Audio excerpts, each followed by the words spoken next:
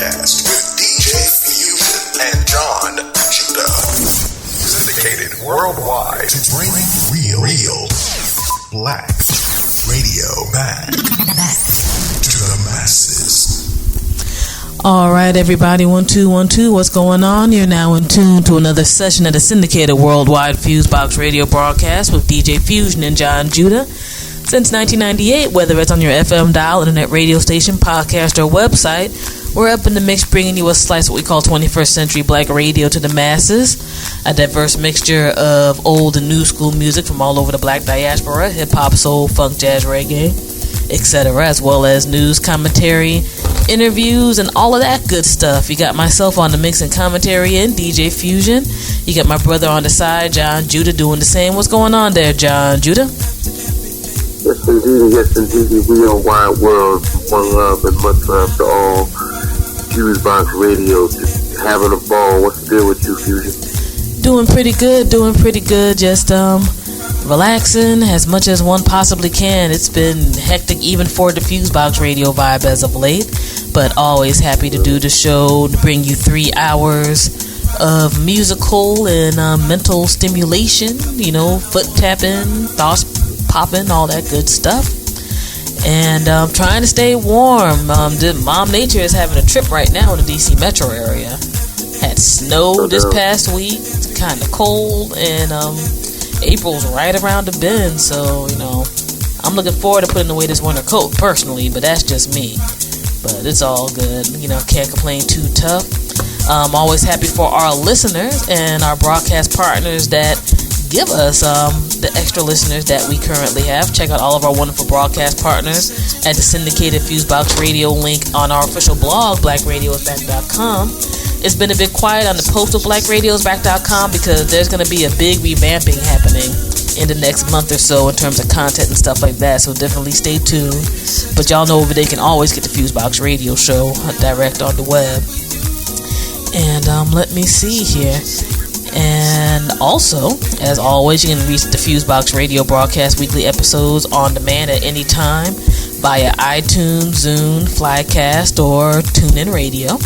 And you can go to our podcast website directly if you so choose at FuseBox Radio, FuseBox.podomatic.com. You can also go to the syndicated FuseBox Radio Broadcast site at any time at FuseboxRadioOnline.com. And via the social networks, whether you're a Twitter head, a Facebook person, MySpace, YouTube, etc., all of our stuff ends with FUSEBOX, DIO, FuseBox Radio. So you can touch base with us on those outlets at any time. We'll try to get back at you as soon as possible. The only thing we ask is to keep it respectable. Don't keep it respectable with us. We definitely won't with you. That's just how it is. So, we're grown here, and, nobody really has time for a whole bunch of nonsense. And that's how it is. And also for our music people, you can check out FuseboxRadioOnline.com or BlackRadiosBack.com and find out how to submit music for the show. Independent or major label, it doesn't matter. We just ask that the content is clean in terms of being FCC friendly for our different affiliates. And of course that it's dope. This is not a living iPod. We're not playing stuff just because. That's just not how the FuseBox Radio rolls. So we got our quality control in full effect here. And for those who know how the FuseBox Radio is, we do have outlets that are tracked via Mediabase and BDS and all of that good stuff, as well as, Sound Exchange for my people who got their publishing tight. And, ASCAP and BMI and stuff like that. Some of our outlets do, scan those plays. So you got it together right, and we can hopefully be a part of your musical movement, as it were, in terms of making stuff happen, besides, of course, getting to the most important people in the first place, which are the listeners. So, again, deeply appreciate all of y'all worldwide and internationally. Shout out to our writing affiliates over at Oh Hell No Blog and Planet Ill. Definitely appreciate them. And they have a lot of great content besides my random babblings on those sites as well, whether with Planet Ill with Indecent Exposure or with Oh Hell No Blog being part of their awesome music staff for the New Music Tuesday music reviews. And once honestly some good mixtapes start dropping, Mixtape Mondays. It's been kind of on hiatus for a minute because mixtapes, no offense, have kind of sucked the past month, and I don't put on whack mixtapes on Mixtape Mondays.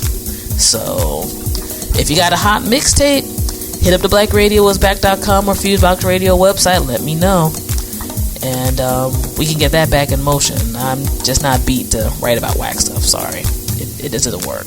That's not the FuseBox Radio vibe or brand that people expect. So anyway, I know I'm rambling a little bit on the promo end, but just got to get that done.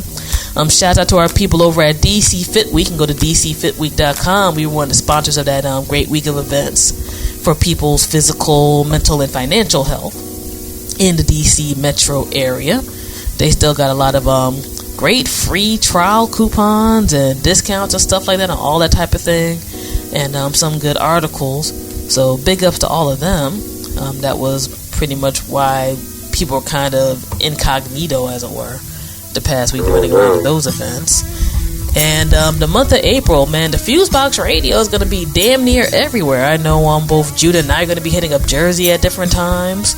I'm going to be at the National Conference for Media Reform that Free Press is holding. Shout out to the Free Press family. They are, we play their Media Minute segments and stuff on the show. And that should be an interesting event. So Bostonians, if y'all are in the listening range, at least let us know where there's something good to eat. I've never been to Boston. I have no idea what the hell is good up there.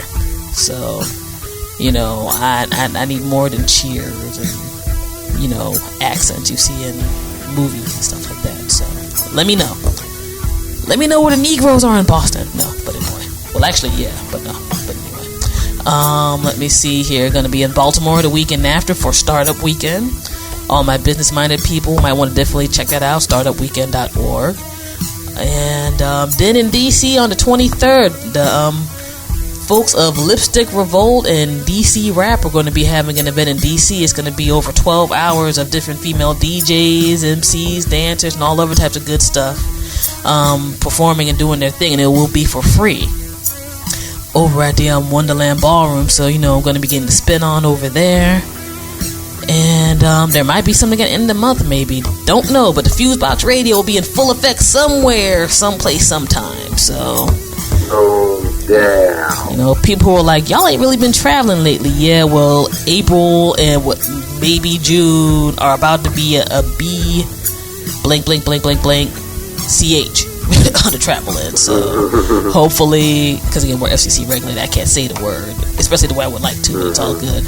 But, yeah, we're going to be all over the place for the next few months. So if you're not in DC Metro or New Jersey Metro, where you might peek us every once in a blue moon, we're going to definitely be out there. And it should be fun. So shout out to everybody who we're getting involved with on those ends.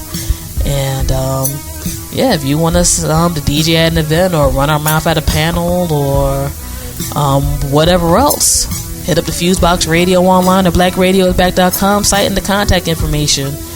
We'd be glad to try to see what's good and hopefully work something out and make some awesome things happen. And let me see here. I think that's pretty much it on the FuseBox Radio end of promo and babbling and stuff like that. Let's see here. We got a lot of stuff going on this week's show. We got brand new Direct Effects segment, brand new Black Agenda Report with Glenn Ford segment. Shout out to that entire crew. We got a new, Black University Radio Network Direct Effects segment. Shout out to Lamar Blackman and all of them. And we also have an interview on this week's show with the author of Empire State of Mind, a book about Jay-Z's business moves as a hip-hop head. And it's a really interesting book, nice and short. Both myself and Jon Judah interviewed the author, Zack O'Malley Greenburg, who, due to the wonders of Twitter, actually reached out to us about getting an interview on there, which is pretty sweet. One of the reasons why that, besides being kind of a tech dork on my end, I like stuff like that.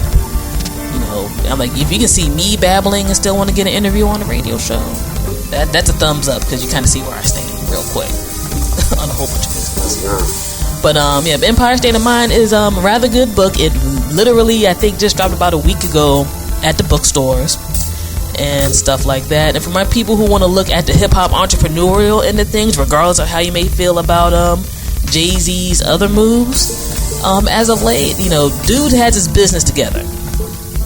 And it's kind of fascinating in the book to see his early beginnings to where he's at right now. And, you know, people with clout from Fab Five Freddy to Clark Kent and a bunch of other people were directly interviewed for this book.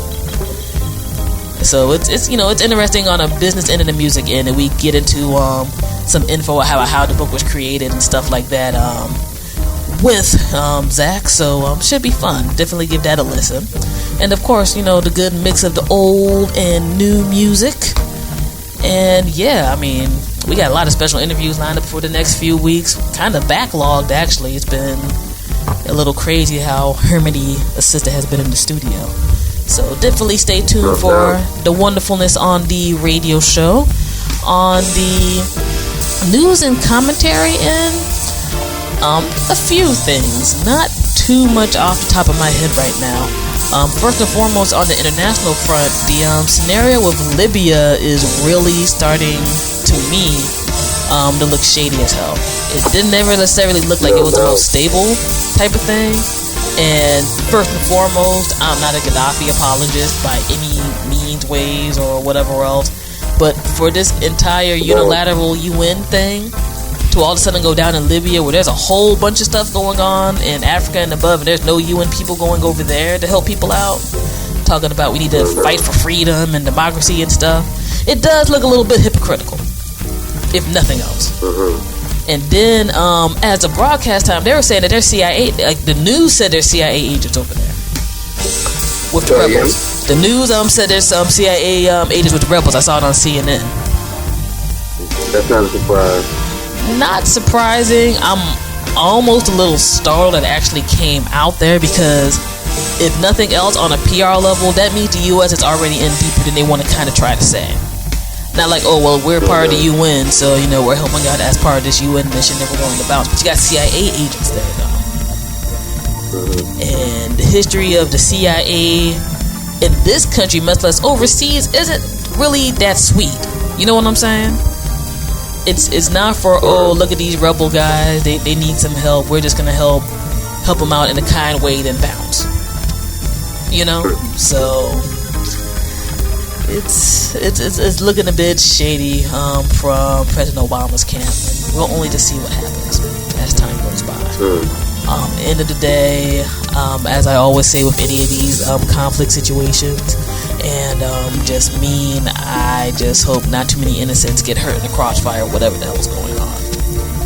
Because even through having multiple means of accessing media now, especially if you happen to be a little more on the net, things are just looking a little bugged out. And you know, mainstream news over here, at least in the States, I don't know how it is with my brothers and sisters overseas who are listening, the coverage is pretty garbagey. It's just like, oh, we're over here and that's it. No doubt. And unless you maybe have access to like the BBC or Al Jazeera or something, whether it's on the net or by your cable network, you're not remotely getting any kind of straight up journalism. I'm not gonna even say balanced, I'm just gonna say straight up journalism. And it's kind of bugged out, but we'll see what's going on. I know there's quite a few people here who are violently against the situation in Libya. I know that even the Nation of Islam, Louis Farrakhan's going kind of hard about it. And like I said, I can't call Gaddafi a brother. I don't know the situation that tight, and you know, like many world leaders, nobody can say this dude is the same. But to fight what you think is shadiness with extra shadiness doesn't make nobody look good. And that's just how I look at it. So, I just say something briefly that I definitely agree with Fusion on that last point, because African Americans are hated by the world. So just because he's going through something that's similar, but you know, win or lose, you know, there's gonna be people from multiple camps that still hate us. So you know, it's more or less of not necessarily a selfishness, but at the same time keeping in mind if this wasn't going on, there'd be people from that part of the world that still wouldn't like African Americans. You know what I'm saying? So it's one of those things to me. No doubt. it's just weird, man. It's just a very, very weird situation that's in flux, and we'll just see what goes down. Let's see. Next up, so we're on the topic of the U.S. intervention and all types of things. Let's talk about what's going on over here in this country. Pretty much not a damn thing in regards to actually getting people some real jobs and a budget, which is supposedly what this big overthrow was supposed to be about in Congress a little while back, with this new influx of Republican senators and Congress people and people on the state level and local levels. There seemed to be a lot more concentration in these legislatures lately on either women's uteruses or messing up education and or civil rights. I don't know what the hell that had to do with a budget. I'm no economist, but I don't think that has a damn thing to do with a budget. Which, by the way, the federal government, as a broadcast time, they still haven't made a budget for this year yet. There may actually be a government shutdown. That hasn't happened, I think, since the mid-90s here. No. I think around Clinton's time. So we're talking about over 15 or so years now. Like, people will bug out about NPR and stuff like that, but they won't balance a freaking budget that makes the entire nation run. Like, states can't do a damn thing without a lot of that federal money. Most of their stuff is federally funded and based.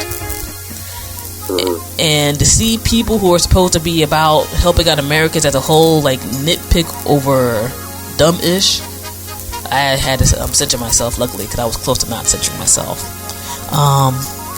It's foolish. Like, people are screaming about NPR and Planned Parenthood and who should and shouldn't have an abortion, which, quite frankly, I think is a private matter more so than the state. That's why we had Roe versus Wade way back when in the first place. That's between that man and that woman, and they higher power they deal with. And secondly, I think all this stuff where people are trying to go at abortion, it ain't gonna stop people from having no damn abortion, and nobody's trying to advocate sex ed. So it's really backwards.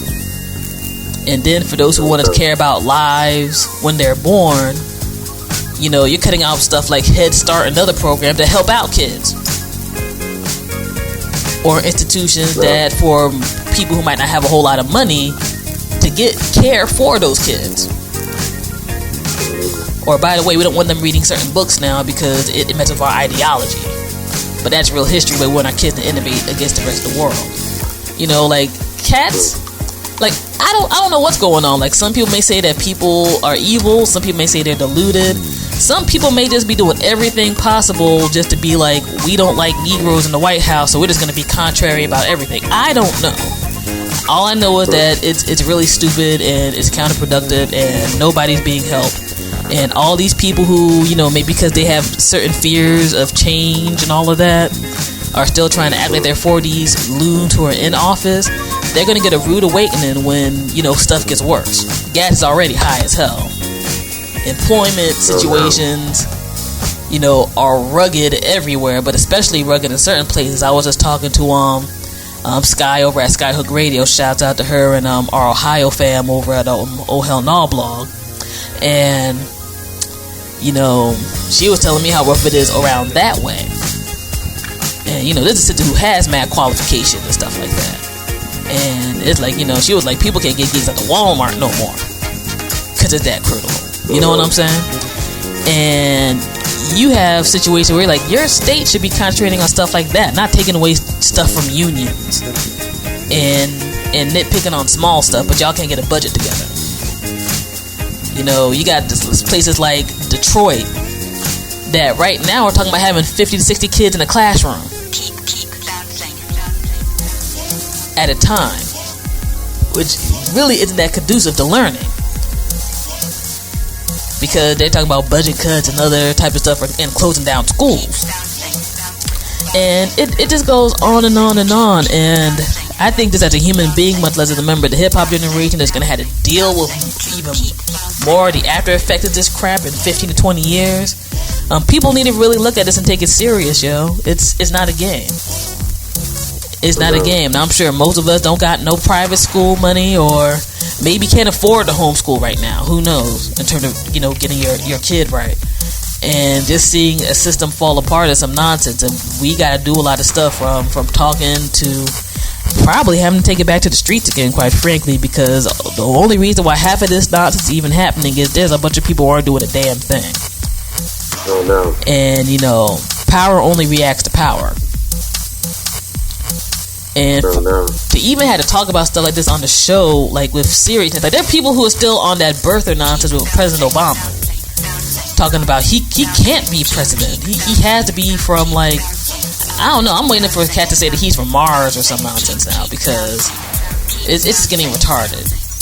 There's a literal African American in the White House. It's been over 2.5 years. People need to deal with it. You need to deal with it. This is not a pod person. You know what I'm saying? A dude who's mad middle of the road who played your game is in the White House. Get over the fact that he has melanin.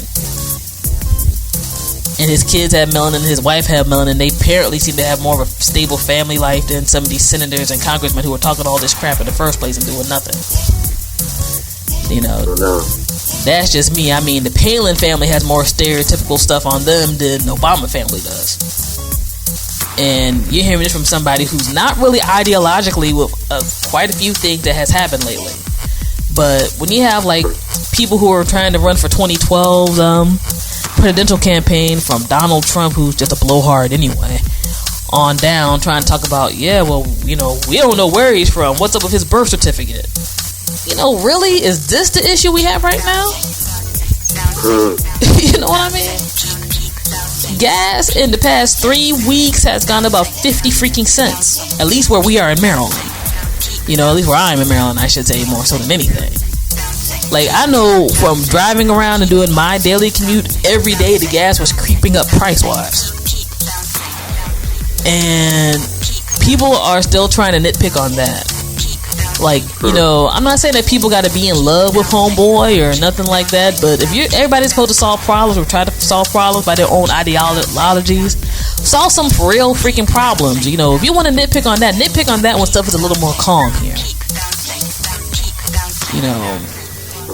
And honestly, some of my famous and other hip-hop heads need to be ashamed of themselves for not acting like they care either. You ain't gonna have money forever, yo. You ain't gonna be shielded from stuff forever. When you get treated back on the street like you some regular cat, you can't be like, an injustice has been done to me then because you weren't doing nothing before. But yeah, that's my ramble. Oh, and one more last thing. Speaking of Donald Trump, I thought it was hilarious this past week that he was talking all this stuff on The View and other places about Obama and trying to ride that birther wave. I guess trying to get that particular audience for his nomination. And he gets a document out where he's like, here's my birth certificate from New York, and it wasn't an authentic birth certificate. I thought that was cosmically hilarious. So I'm like, okay, so where are you from, sir? I mean, your hair looks funny. We don't necessarily know if that's real freaking hair, but where are you from? Because apparently this is the routine that everybody had to go through to show their stuff, and you wanted to make a big deal and brag about it.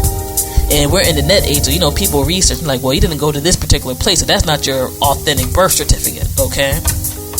But nobody's gonna say a rich white dude ain't from America. You know what I'm saying? But this Negro is, because he's just too damn bright to make it up there. He had to infiltrate somehow. I'm waiting for somebody to say that Gaddafi planted him in a pod so he could become president. I mean, these cats are retarded right now. I honestly respect people more, like, stop using socialists and Islamists and all that, and if they just call them the N-word and call it a day. Could they be honest? All this roundabout stuff make me sick. I'd rather just somebody be like, I hate that women have more rights now than they used to back in the day when they lived in an idealized time. I hate that Negroes and Latinos and Asian people and other people got rights. I hate immigrants, and I hate the fact that colored people and women know how to read more. Just say it. Oh no. I personally would feel better. I mean, I'm different than most though. I'd like to see the snake in its fangs so I can know what to do with. But I don't know. We're getting ridiculous over here, and nobody wants to cross the border. If it gets too stupid, but catch it retarded. But I don't know. Anyhow. It's all good. It's all dandy and fine. And not too much pop culturally I can think of this week. Not too many awesome albums dropped this past week. I already bigged up Pharoah Monch's album last week. Still very good album. Still artistically creative and awesome. I don't know if I mentioned Marsha Ambrose's new album that dropped a little while ago. That's an awesome album too.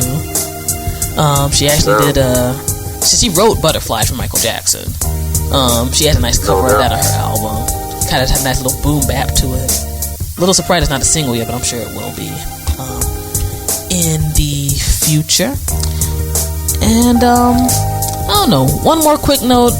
Honestly, black people and people in general need to stop being so damn scary about everything. Cats are scared to put out their opinions about anything right now. You could be like, I like Rice Krispies more than Frosted Flakes, and somebody be mad about that. Like, they about to have a headache about it. Like, Diddy likes Frosted Flakes. Like, I don't give a beep if Diddy likes Frosted Flakes. Can I have my own opinion, please? Damn. Cats are scary as hell over small business, and then you know, people wonder why this political craziness is going on right now. You know, like, stop being so scary. Every song ain't hot. Every TV show isn't the flyest ever. You know, everything can't be excused with so-and-so is making money. You know, calm down. Just calm the hell down, please. I know that's been annoying me hard lately. Like, cats is getting irate and lost over nonsense, but maybe for this media system, that's the point. I don't know. I do not know. Whatever. Oh, lastly, I saw a dope documentary called Inside Job. Check it out. It was the one that actually won the Academy Award this year. And besides, if you're a documentary person, if you want to really get a nice, succinct breakdown about how the Wall Street thing got jacked up, we saw the bailouts happen a few years ago, watch that documentary. It deserved its award. It's fast-paced, it's very forward, and if you want to see some uptight white dudes in suits get mad because their game got called out, watch Inside Job. Cause some cats get real hot on there, boy. It gets real hot. I almost had to give Sony Pictures Classic some credit for distributing that on such a big level. Cause it's a very powerful piece of work, and it's not, you know, I know some people look at something, they like it's too conspiratorialist or whatever.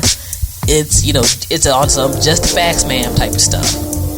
And the facts are grimy and nasty. So give it a watch. It's entertaining. Besides having the educational and stuff. Also, on that end, I peeped this weekend too. Check out Black Swan, man. Natalie Portman was a crazy broad in that movie. And I'm not into ballet at all. I'm very anti-girly in that way. But ballet looked like wrestling in that movie because it was just that intense. And the storyline itself is good. So, you want to see a white chick go crazy? Watch Black Swan and see what's going down. But yeah, that's my mini movie reviews for today. And yeah, that's about it, man. I'm ready to get into this music, ready to get into this interview with Zack O'Malley Greenburg and his fly book Empire State of Mind, breaking down Jay-Z's business stuff, all of our segments, and yeah, ready to get some feet tapping right now. I've been babbling too much at this moment. Hope everything gets warm by our next show, and that we're into real spring weather here in the eastern United States. And definitely stay tuned to us at this outlet and beyond, and hopefully whether it's in Boston or Jersey or B-More or DC the next few weeks, we get to see some of you listeners live and in full effect. We're cool people, you know, we're friendly, come respectful, we come respectful back. And yeah, you know, people can chop it up, talk, have a good time. It's all dandy, and it's always nice to check out listeners of the show in full effect, or people off of the internet, because as people know, I'm on the Facebook and Twitter relatively often, and it's kind of nice to be like, hey, that's not your picture, there's a real person here. So I like seeing people. That's just how it is. And Judah likes seeing people, and you know, we're cool folks, you know what I'm saying? We don't look crazy. You know, most of the time we aren't crazy in a detrimental way. You might be a little energetic sometimes, but I I can't front on that end. But yeah, it's all good. So again, people in Boston, National Conference for Media Reform, we all happen to be around that way. You can go to freepress.net. They have a logo for it if you want to check out their information. I think they're still taking the last round of registrations at the broadcast time. It'd be awesome to see you. You know, Paul Porter, who we interviewed a few weeks ago of Industry Years, is going to be in full effect over there. Davey D is going to be over there, and a whole bunch of other good folks. And if you want to know what's going on with this media thing and maybe why it's so jacked up, it's a good event, and we'll be tweeting from there live and videotaping and stuff like that. So we'll have some footage from that, and it'll be deep. It'll be deep, but it ain't gonna be too academic-y or crazy or anything like that. You know, we don't like making people go to sleep on that type of stuff. So, but yeah, man, got a lot of good new music, a lot of good old school joints. Jon Judah got the ill set up behind me, ready to go on his set. And y'all know how we do. Black radio continuing at its finest tradition here in 21st century. This is the syndicated FuseBox Radio Broadcast. DJ Fusion and Jon Judah. Alright. Peace.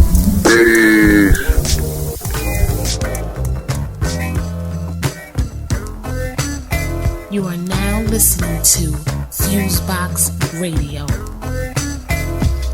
I write rhymes for rehearsal, but first chill, I got a little story to tell ya. How I almost caught a bad one. Add one to the list of 2001 stupid things to do. I had crew when they stepped at a party, hardly even known. I own a Smith & Wesson, but it's resting at home in a shoebox. They see crews shot, so they wanna step and take the rep I got. I say, wait a second, check is on my coat for a check. They must be imagining that I'm money in the bank, they'll get spanked. Cause I'm not the I got bigger brothers waiting in the bushes to mush kids. I talk when I wanna talk, never silence. Violence erupts when I clown ya. Catch a beat down ya, cause I never back away from.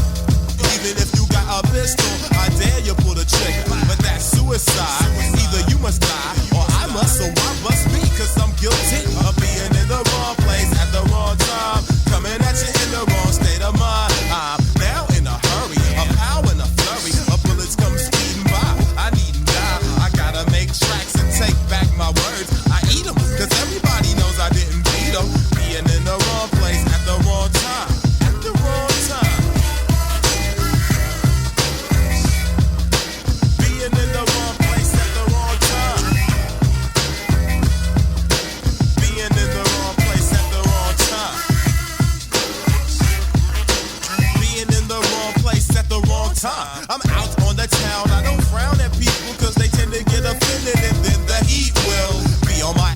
I got class, never out of line, cause I am standing here without a nine. Pistols I wish will not blast me. Task be circling corners, looking for warners. You know the brothers, me and you, we didn't do, but we get hassled because we cook and we rollin'. This is my car, it isn't stolen. I hope you catch a slug straight in your colon. When you're walking the beat, I bet you got a sheet hanging up in your closet.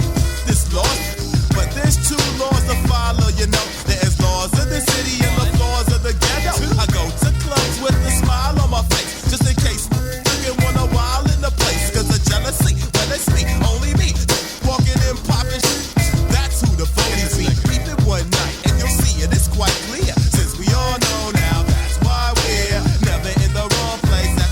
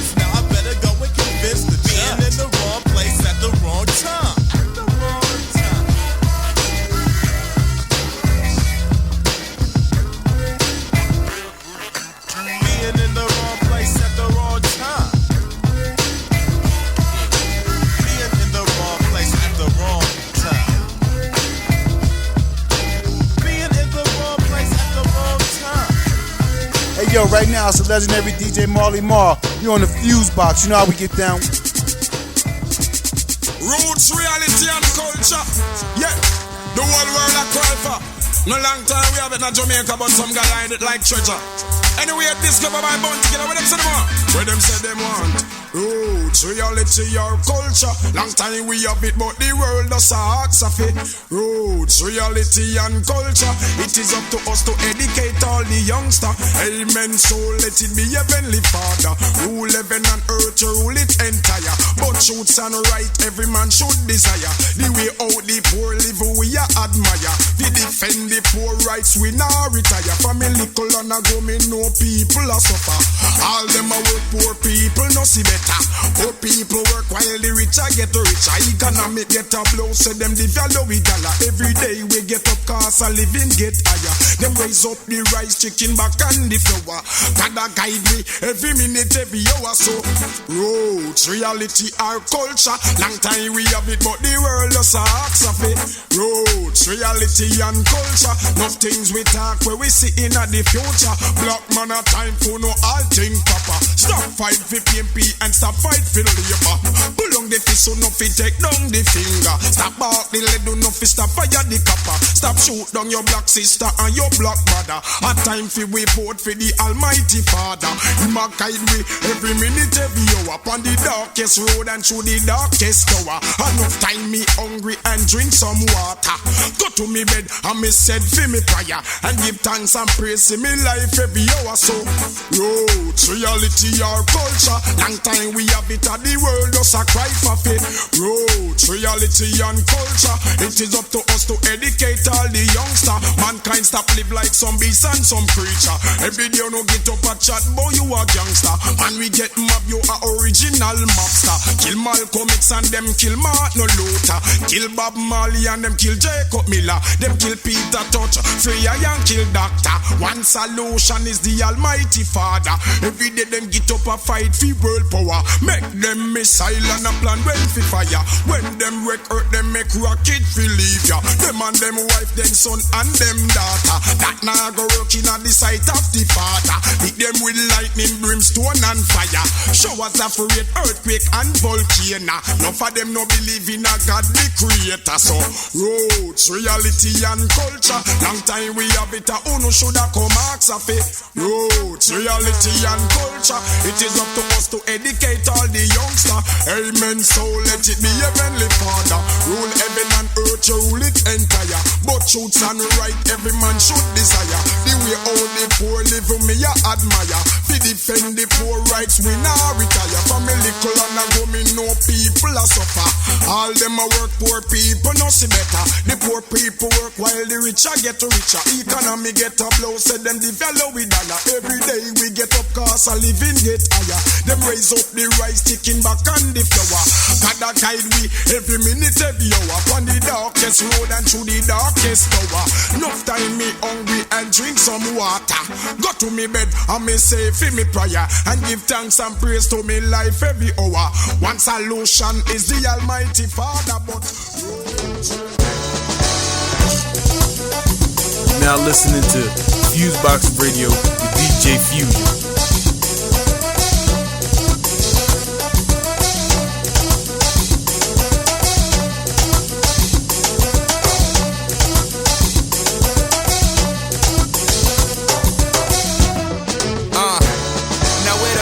Man, we the man with the medicine. We just trying to know what kind of state your head is in. We might have to change it from the state that you medicine. All we ask is trust, we just hoping you let us in. We know that life could be a little menacing. Baby, it's all love, with or without a tennis swing. Horror acting like it's Serena and venison. So why the beef? You ain't in need of no venison. Nah, the only static you should watch the DJ. With vibes so ill, you like on the replay. We get it in from the Gold Coast to EA. Mogadishu back to the Bronx and BK. With Brook on calling Dr. M. Manifest, you will not be needing that medicine. Cabinet, this won't be your usual prescription. Gotta be an orthodox when you're the doctor for the human condition. All hail to ARM. You're now dealing with some African medicine men. To all the soulful folks, the women and men, we welcome you to the world of medicine men. Hey, hey, medicine man, medicine man, medicine man, medicine man, medicine man, medicine man, medicine man. Hey, hey, hey. God is soul medicine. More better than sun rays, kissing my melanin. Always in my element, even when I'm hella bent. So funkadelic, Judge Clinton, the parliament. So pharmaceutical, no Advil or Tylenol. Bullheaded matador, tell me you ain't mad at all. Me, I'm rarely ever tongue-tied. Moonwalk so much, the preachers say I backslide. But I'm just on it high, never ever shucking job. Do you want static? Yes. We can take it outside. Spoonful of herbs I serve for you black nerds. Good for the spine, for the mind, to calm your nerves. So lay, lady, lay, let me soothe ya. Step into my crystal ball, glimpse into your future. Juju or voodoo, ain't too much difference. Medicine, men, heal wounds with an ink. All hail to ARM. You're now dealing with some African medicine men. To all the soulful folks, the women and men, we welcome you to the world of medicine men. Hey, hey, medicine man, medicine man, medicine man, medicine man, medicine man, medicine man, medicine man. Now if you're here to be treated, please be seated. We got what you need the moment you need it. You just gotta open up your soul to receive it. This is not a religion, but you better believe it. Musical Viagra, use it in the Jaguar. Whether you Grey Goose up or sipping aqua, it's the hereafter. Keep it stepping like campus. Rashing your thoughts, eat your words like tapas. Rappers who highlight Africa on the atlas need not rehearse with this profession that we practice. Natural enhancers, soothing to the tissue, and we keep it inofficial where the rest are artificial. Black to the tissue, issue, petrified. We can reconstruct like gentrified housing. Certified mountain, organized medicine men, Highlanders immortalized. All hail to ARM. You're now dealing with some African medicine men. To all the soulful folks, the women and men, we welcome you to the world of medicine men. Hey, hey, medicine man, medicine man, medicine man, medicine man, medicine man, medicine man, medicine man. Hey, hey, hey.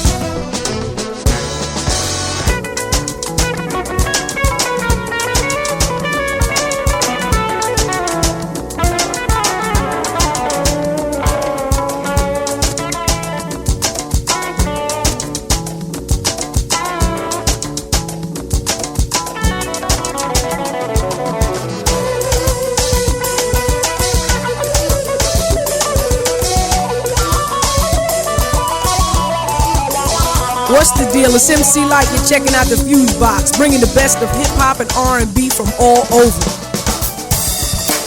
The hottest, DJ Fusion. Take me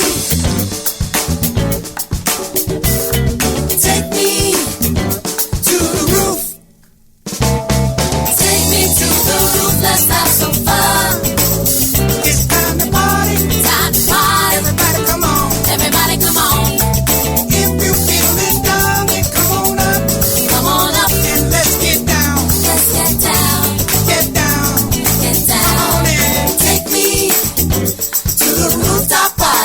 Yeah.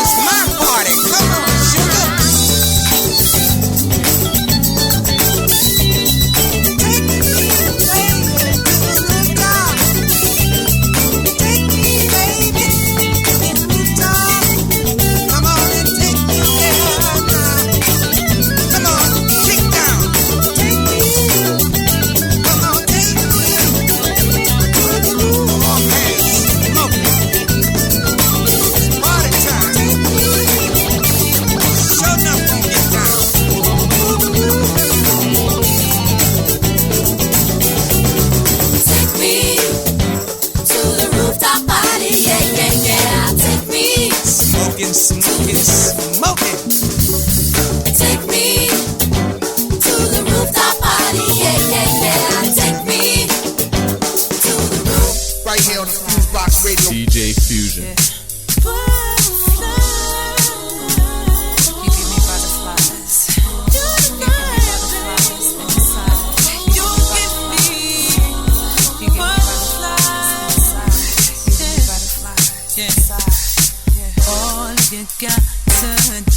Is just walk away and pass me by. Don't acknowledge my smile when I try to say hello to you.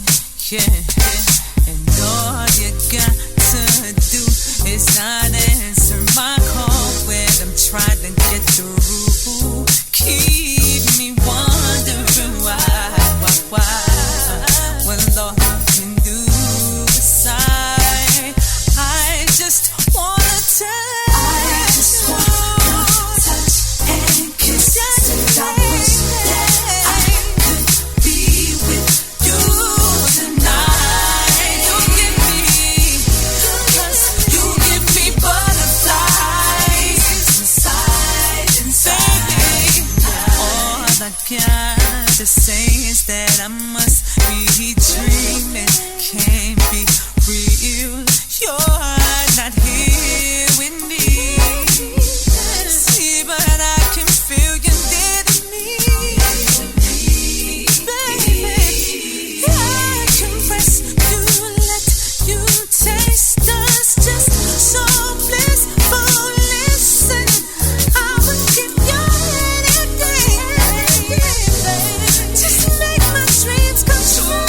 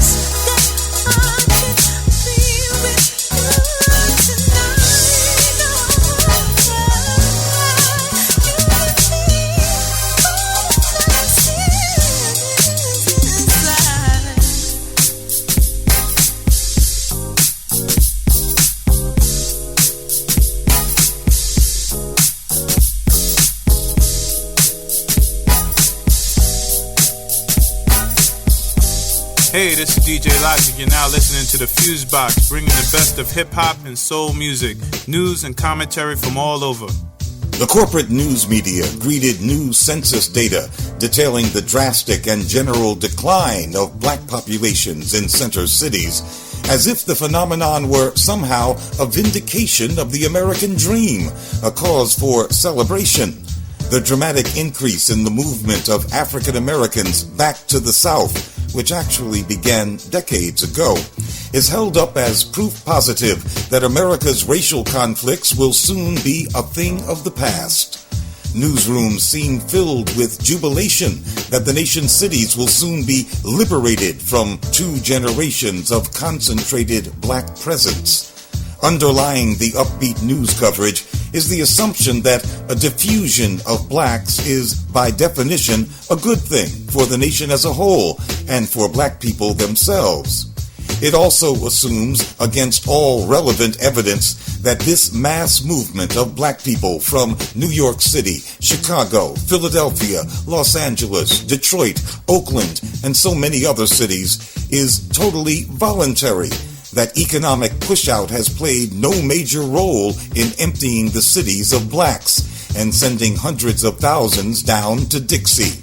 It is an absurd assumption by journalists whose elation at the black exodus compels them to ignore gentrification as one of the main factors. People who are priced out of the cities by gentrification cannot be considered voluntary migrants.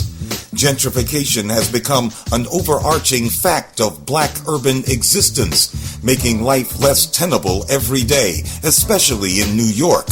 It is no wonder that 17% of blacks that relocated to the South in the past decade were New Yorkers, far more than from any other state. When gentrification places the monthly rent hopelessly out of reach, there is no choice but to leave. And why not South, where it's cheaper and there are so many people who look like you, some of whom are related? Those who would characterize the black southward movement as overwhelmingly voluntary and non-economic speculate that folks are going south to be near family. But family has always been there. Why the big rush to join them now? There is literally no statistical basis in U.S. Census data to conclude that the urge to strengthen family ties is an important factor in reverse black migration. But white corporate media and the types of black folks that work for it have no problem substituting their own favorite scenarios for real data and real facts. Black movement from inner cities to the suburbs is also intertwined with gentrification. It is not only the poor who are pushed out, but also better off families and singles for whom city life is no longer viable. But all suburbs are not alike. Study after study shows that blacks more often wind up just outside the borders of the central city in older suburbs, many of which have the characteristics of inner city ghettos without the conveniences and urban amenities. Such suburbs hug the edges of Washington, Chicago, and Detroit. Other suburbs may appear to be racially integrated today, but that is only a snapshot in time. These places will be much blacker or browner tomorrow because of white flight, the root source of segregation in America. Whites are also in flight from the truth that the deeply racial dynamic of gentrification is forcing many black folks to cheaper suburbs and the lower-cost South, including many blacks that claim the move is strictly voluntary. For Black Agenda Radio, I'm Glenn Ford. On the web, go to www.blackagendareport.com. 1, 2, 3, 4. You are now tuned in to the FuseBox Radio Broadcast with DJ Fusion and Jon Judah. You're as good as they say you are. Syndicated worldwide to bring real black radio back to the masses. Too high to get over, too low to get under. Let my people go. I make it feel so good, you don't need to wonder. Let my people go. I take away the storm cloud, the rain, the thunder. Let my people go. Somebody say, let my people go. Somebody say, let my people go. Spit miraculously, spectacular blood exists for centuries. The body chemistry, men's wounds, ills, injuries. My ministry leaves the industry in a tailspin. I push the envelope like U.S. mailmen. We need a leader who is not mischievous, devious from Satan's grip to lead us. Won't retract the facts and act facetious. In fact, the racks are packed with facts to teach us, reach us, easily leave MCs speechless. Read from the palm of the non-believers. Forbes, one of the best, a perennial keynote speaker. And I got it, you want it, come get it. I want it, and I will show you a way to let my people go today. Try to get over, too low to get under. Let my people go. I make it feel so good, you don't need to wonder. Let my people go. I take away the storm cloud, the rain, the thunder. Let my people go. Somebody say, let my people go. Somebody say, let my people go. They're trying to sell lies to the people, knowing it's hard times for the people, I knock your ass unconscious, put it up on YouTube, then film the sequel so it's free for the people, Go on ahead and download it, I'ma teach you how. Be as a prophet, a pastor, a preacher with undisputable logic for blasting through your speaker now. I'm trying to learn your monk ass, I'm trying to reach you now. Still you're like, who's this dude? Return to fix, shape the game like Rubik's Cube. Chick sees brolic now, ruthless too. Spit the gospel on wax, what he chooses to do. Damn, open your eyes, man, you've been bamboozled by the usual plans. Hit up the middle like Stan Musial. If y'all are telling me today's music is suitable and appealing, and I'm telling you the feelings are not mutual. Too high to get over, too low to get under. Let my people go. I make you feel so good, you don't have to wonder. I take away the storm cloud, the rain, the thunder. Somebody say, let my people go. Somebody say, let my people go. Young children, put your pants on up. Who wants to see the crack of your ass and see your butt? You need to let all the people go. Best to collect the plate to give me all of my dough. And if you're wondering what's under my robe, an old rusty ass 38 snub nose. And just in case you're thinking that my shit don't work, I said, go on and try robbing my church. Too high to get over, too low to get under. Let my people go. I make it feel so good, you don't need to wonder. Let my people go. I take away the storm cloud, the rain, the thunder. Let my people go. Somebody say, let my people go. Somebody say, let my people go. I'm too high.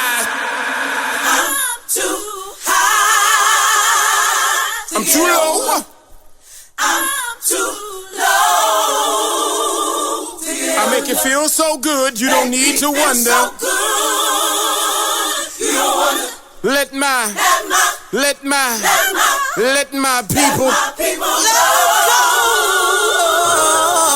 You are now listening to FuseBox Radio. Live from planet Risk, 19th galaxy, light years away where we exist. Extraterrestrial, blast cruise to bits. Just pieces of my pieces alone can take you back home. We zoning on the same frequency, frequently. No longer write rhymes, answer back with beats speak to me. Reason be different every time now.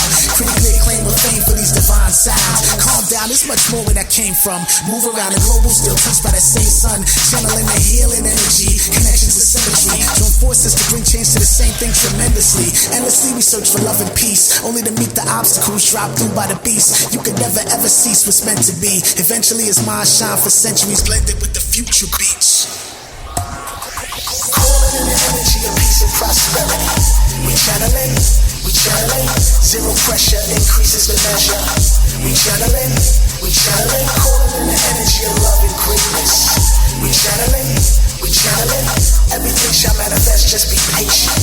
We channeling, focus on the energy flows, not a measurement of intellect. It's dealing with the spiritual introspect. Intercept negative thoughts and throw them far. You can't get inspired, God, sitting at a bar. Nah, we move on the advanced mental stencil, pencil, drawing out trials and tribulations he been through. We send you, ended to the first step. Looking back to move forward, the ill verse kept him on a path of greatness and prosperity. Apparently, it's evident by the way he spoke so intelligently. Hesitantly, share the best jewels. Too many places to name, young minds he rescued. No suffocation from a test tube, we breathe easier. Androids love the jam, boy, turn your speakers up. Guidance supplying whenever needing us. Robot robbers in the future of the sound you trust. Calling in the energy of peace and prosperity. We channeling, zero pressure increases the measure. We channeling, calling in the energy of love and greatness. We channeling, everything shall manifest, just be patient. We channeling, calling in the energy of peace and prosperity. We channeling, we channeling. Zero pressure increases the measure. We channeling, calling in the energy of love and greatness. We channeling, everything shall manifest, just be patient. We channeling.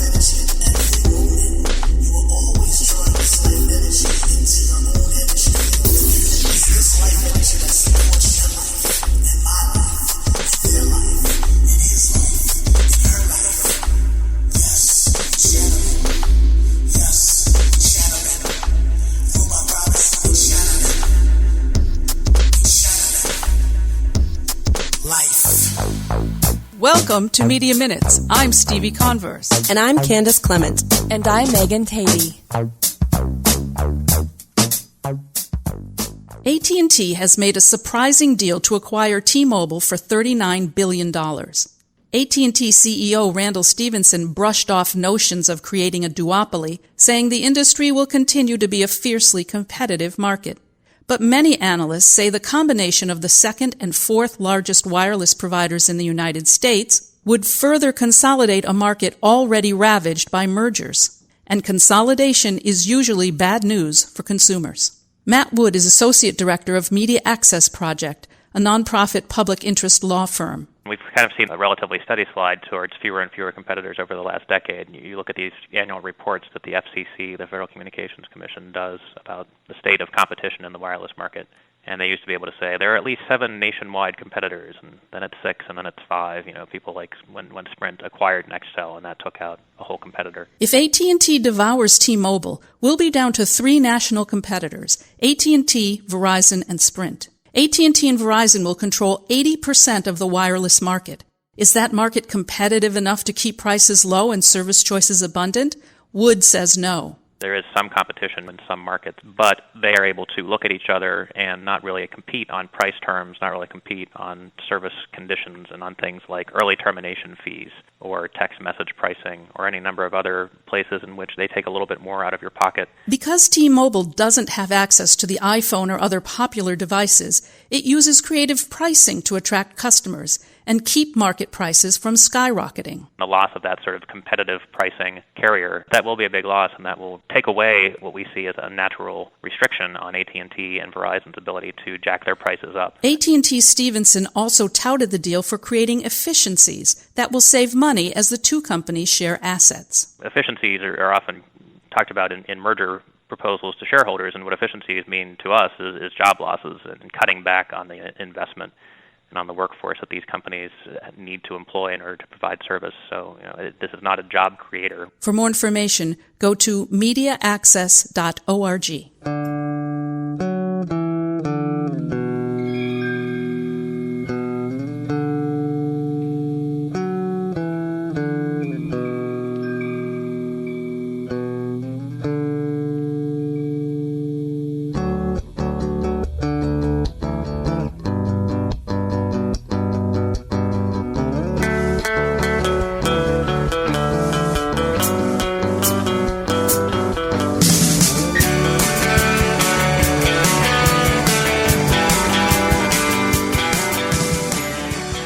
How are community media projects faring with the digital transition?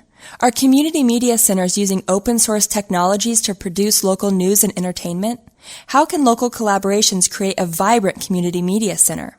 These questions will all be addressed during a panel discussion at the National Conference for Media Reform in Boston, April 8th through 10th.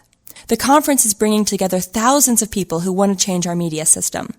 More community media is high on the list. This panel will feature the pioneering work of community media projects that are responding to the challenge of the digital transition. Panelist Martha Fuentes Bautista is Assistant Professor of Communication and Public Policy at the University of Massachusetts Amherst. Right now we are working on how to bring community into the media. And I think that this is the future of media localism and diversity.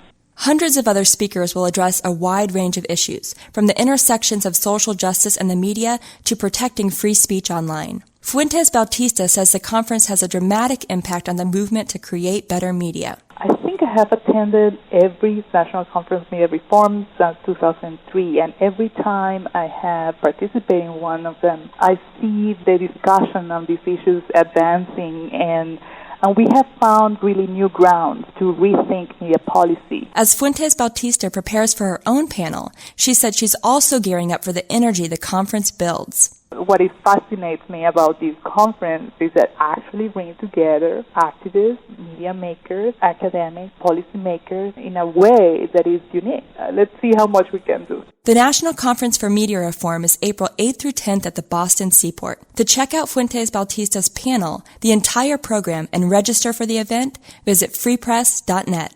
You've been listening to Media Minutes, a production of Free Press, a national nonpartisan organization working to reform the media. For more information, visit freepress.net. I think I'm just gonna be chill today. Can I clear my brain? None of my homies killed today. Can't think about pain. Light up one of them cigarettes, which helps me maintain. Sip a little bit of Henny, forget the bad memories. Mama used to smoke, used to toke. From the easy water, I was still a lot as I would hope she would quit. Used to ask my mama when my daddy died, what he died of AIDS was the new craze. I didn't quite get what she meant. An adolescent living inside apartment after apartment. The landlord's fighter for the rent. 5%ers on park bench would preach pure African pride. Skin brownish but blacker insides. I mean, my soul was a black hole. My goal was to not cold, be unforgettable. Better with those with the private education. My high school lost accreditation. Elevating souls to heaven's gates, and I started puffing, chasing the green with E and J. And I cracked a pack of Newports and the track and ball courts. Started pacing, homie told me I should quit smoking. I took a pull and told him quit joking. I'm stressed. I think I'm just gonna be chill today. Can I clear my brain? None of my homies killed today. Can't think about pain. Light up one of them cigarettes, which helps me maintain. Sip a little bit of Henny, forget the bad memories. Hey yo, I probably smoke more weed than Snoop Dogg. I spent a whole lot of loot, y'all, just sitting on the stoop, y'all. Up on 1545 with my me, Smooth, Boo Bang, Big Shaq, and Brimmer. The word kept us calm. We used to play the block and get high. When Prospect had the chocolate tie, we started drinking St. Ives and they had us doing stupid shit, you know, knockout contests and beating bricks. Who the fuck you gon' blame? Back then it was fun, charging to the game. But back then we was young and baby match out for real. You get caught up in the mix like lay him down with the fifth, stretch him out on the strip. It's just the life of a G-boy. Had to stop smoking because I started getting paranoid. All this shit going on around me, I couldn't see a nigga whisper. I started to think he talking about me. Cause here in New York, life's too short. And I'm stressed out, so I just get a pack of Newports. Cause the word was fun when it was young, but it's not fun no more. Homie, you niggas getting old, so I just walk up the stove. I think I'm just gonna be chill today. Can I clear my brain? None of my homies killed today. Can't think about pain. Light up one of them cigarettes, which helps me maintain. Sip a little bit of Henny, forget the bad memories. Wifey about to leave, I deceive. I'm a fucking liar, she couldn't believe she married a piece of shit. She carried my seed 9 months in the cypher, digging in my jeans, find a number from a bitch. I know I shouldn't call you a hoe, but shit, like I said, I ain't shit. Trying to be a pimp like Ice-T and Easy. See me walking with a limp, quick to screen obscenities, grabbing my habits would switch on the corner Rex, would spit the raps, but home I was Coco with the big ears and ass. Popo would roll through the hood with the sirens and the Damn, now a mother crying, wipe the tears from my eyes and pray. No more dying, summers get cold, but in winter temperatures rising. The Surgeon General say it's best if I quit smoking. I roll my eyes, tell them quit joking, I'm stressed. There's no other thing that makes me feel at home. Lucy's always there for me when I was all alone. Lucy's, you was down when I was hustling for the door. This is Milk D. Right now you're listening to the FuseBox Radio with DJ Fusion. I gets money. Hey, hey, hey. Wow. Sizzla Kalonji alongside Anthony Red Rose. Hey, hey, hey, hey. Wow. Hey girl, your lonely days are all over. I'm Mr. Right and I made no pushover. Girl, I wanna be your number one lover. Between the sheets or under the cover. Girl, your lonely days are all over. I'm Mr. Right and I make no pushover. Girl, I wanna be your number one lover. Between the sheets or under the cover. Oh, yeah. Girl, me have the right thing for you. Girl, me have the right thing for you. Girl, I whole night I want you. Girl, I whole night I want you. Girl, when I see you, I get so emotional. Boy, I wanna get up close and personal. Boy. Hey girl, I love the way your body design. Girl, you're one of a kind. Won't you forever be mine, mine, mine? She want a man to put the love in her heart. Make she well comfortable and him there from start. She want a man to occupy her place, her space, and put a pretty smile on her face. She want a man to give her squeeze and hug. Middle of the night, him a full of up a love. She want a man to surround her, yes, and put away her loneliness. Me have the right thing for you. Girl, I got the right thing for you. Girl, I whole night I want you. Girl, I whole night I want you. Hey girl, your lonely days are all over. I'm Mr. Right and I made no pushover. Girl, I wanna be your number one lover. Between the sheets or under the cover. Girl, your lonely days are all over. I'm Mr. Right and I made no pushover. Girl, I wanna be your number one lover. Between the sheets or under the cover. Top 12 for the sisters. Hey baby girl, I'm the perfect one. Don't get me, then you don't get one. Hey, baby girl, me not run down the hype. Yes girl, you're beautiful, you're my type. Baby girl, yeah, I want you to know I love your style and I love your flow. Baby girl, just be in my section. Get all my affection. Me have the right thing for you. Girl, me have the right thing for you. Girl, I whole night I want you. Girl, I whole night I want you. Hey girl, your lonely days are all over. I'm Mr. Right and I made no pushover. Girl, I wanna be your number one lover. Between the sheets or under the cover. Girl, your lonely days are all over. I'm Mr. Right and I made no pushover. Girl, I wanna be your number one lover. Between the sheets or under the cover. Always. Girl, when I see you, I get so emotional. Boy, I wanna get up close and personal. Boy. Hey girl, I love the way your body design. Girl, you're one of a kind. Won't you forever be mine, mine, mine? Me have the right thing for you. Girl, me have the right thing for you. Girl, I whole night I want you. Girl, I whole night I want you. Me have the right thing for you. Girl, me have the right thing for you. Girl, I whole night I want you. Girl, I whole night I want you.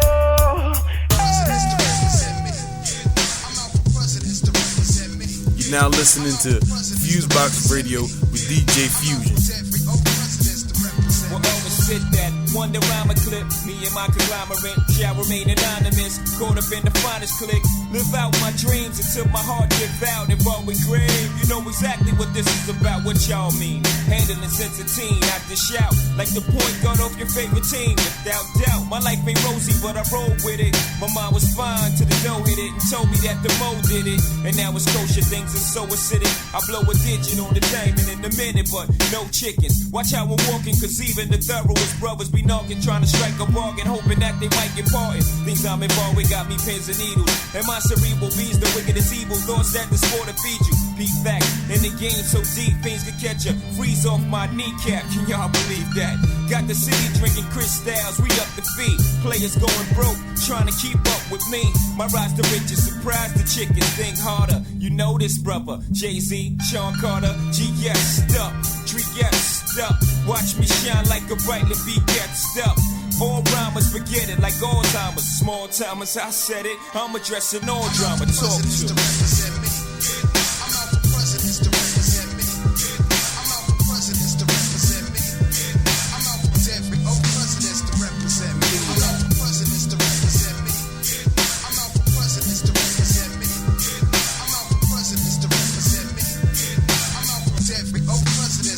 So sick of rappers. I want money like Cosby, who wouldn't? There's this kind of talk that make me think you probably ain't got no pudding. Players got them kind of dreams from jail. You in the streets, player, make your moves, get your mail. Fellas are coasting the SL, but can't post bail.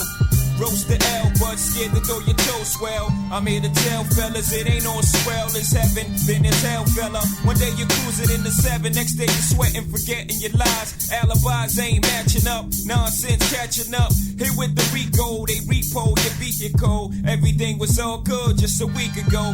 About to start bitching, ain't you? Ready to start snitching, ain't you? I forgive your weak acts, hustling just ain't you. Aside from the fast cars, honeys that shake their calves and balls, you know you wouldn't be involved with the underworld dealers, carriers of Mac Millers, East Coast bodyers, West Coast cat pillars, little monkey cats turn gorillas, stopped in the station filled up on octane, and now they not sane and not playing. That goes without saying, slaying day in and day out with money playing.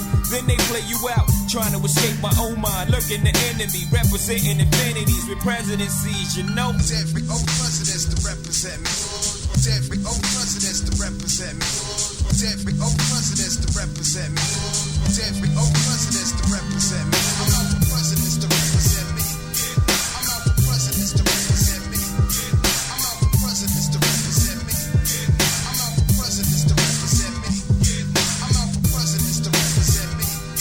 I'm out for presidents to represent me. I'm out for presidents to represent me. I'm out for every old presidents to represent me.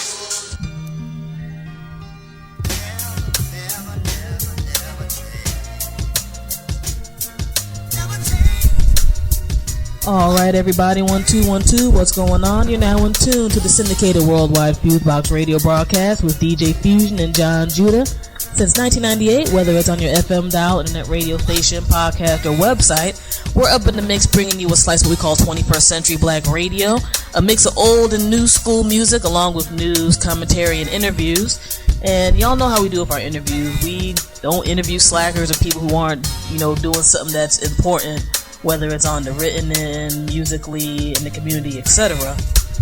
And everybody who's been listening to this radio show for the past 13 years knows that I am a bookworm. I dig my reading. I'm kind of a geek on that level. But I'm really into books that impart information more so than fiction and stuff like that. And when I ran into this interview opportunity via Twitter, ironically, I just had to hop on it and get things going. There's a new book that literally just dropped this week called Empire State of Mind, How Jay-Z Went From the Street Corner to the Corner Office. And we have the author of that book on the line, Mr. Zack O'Malley Greenburg. Had to be the long name and stuff there. I don't know if we can just call you Zack or... For sure. Thanks so much for having me on. No problem. Thanks for being down with us. And for people who may not know your history, I'll do a brief synopsis. You write a lot for Forbes and a lot of music categories, and particularly, things skewed towards the hip-hop generation and things of that nature. Now, what inspired you to write this book? Well, it was actually an email that I got from the editors at Penguin Portfolio, my publisher. I was just sitting at home sick one afternoon. I had a fever. It was July. It was terrible.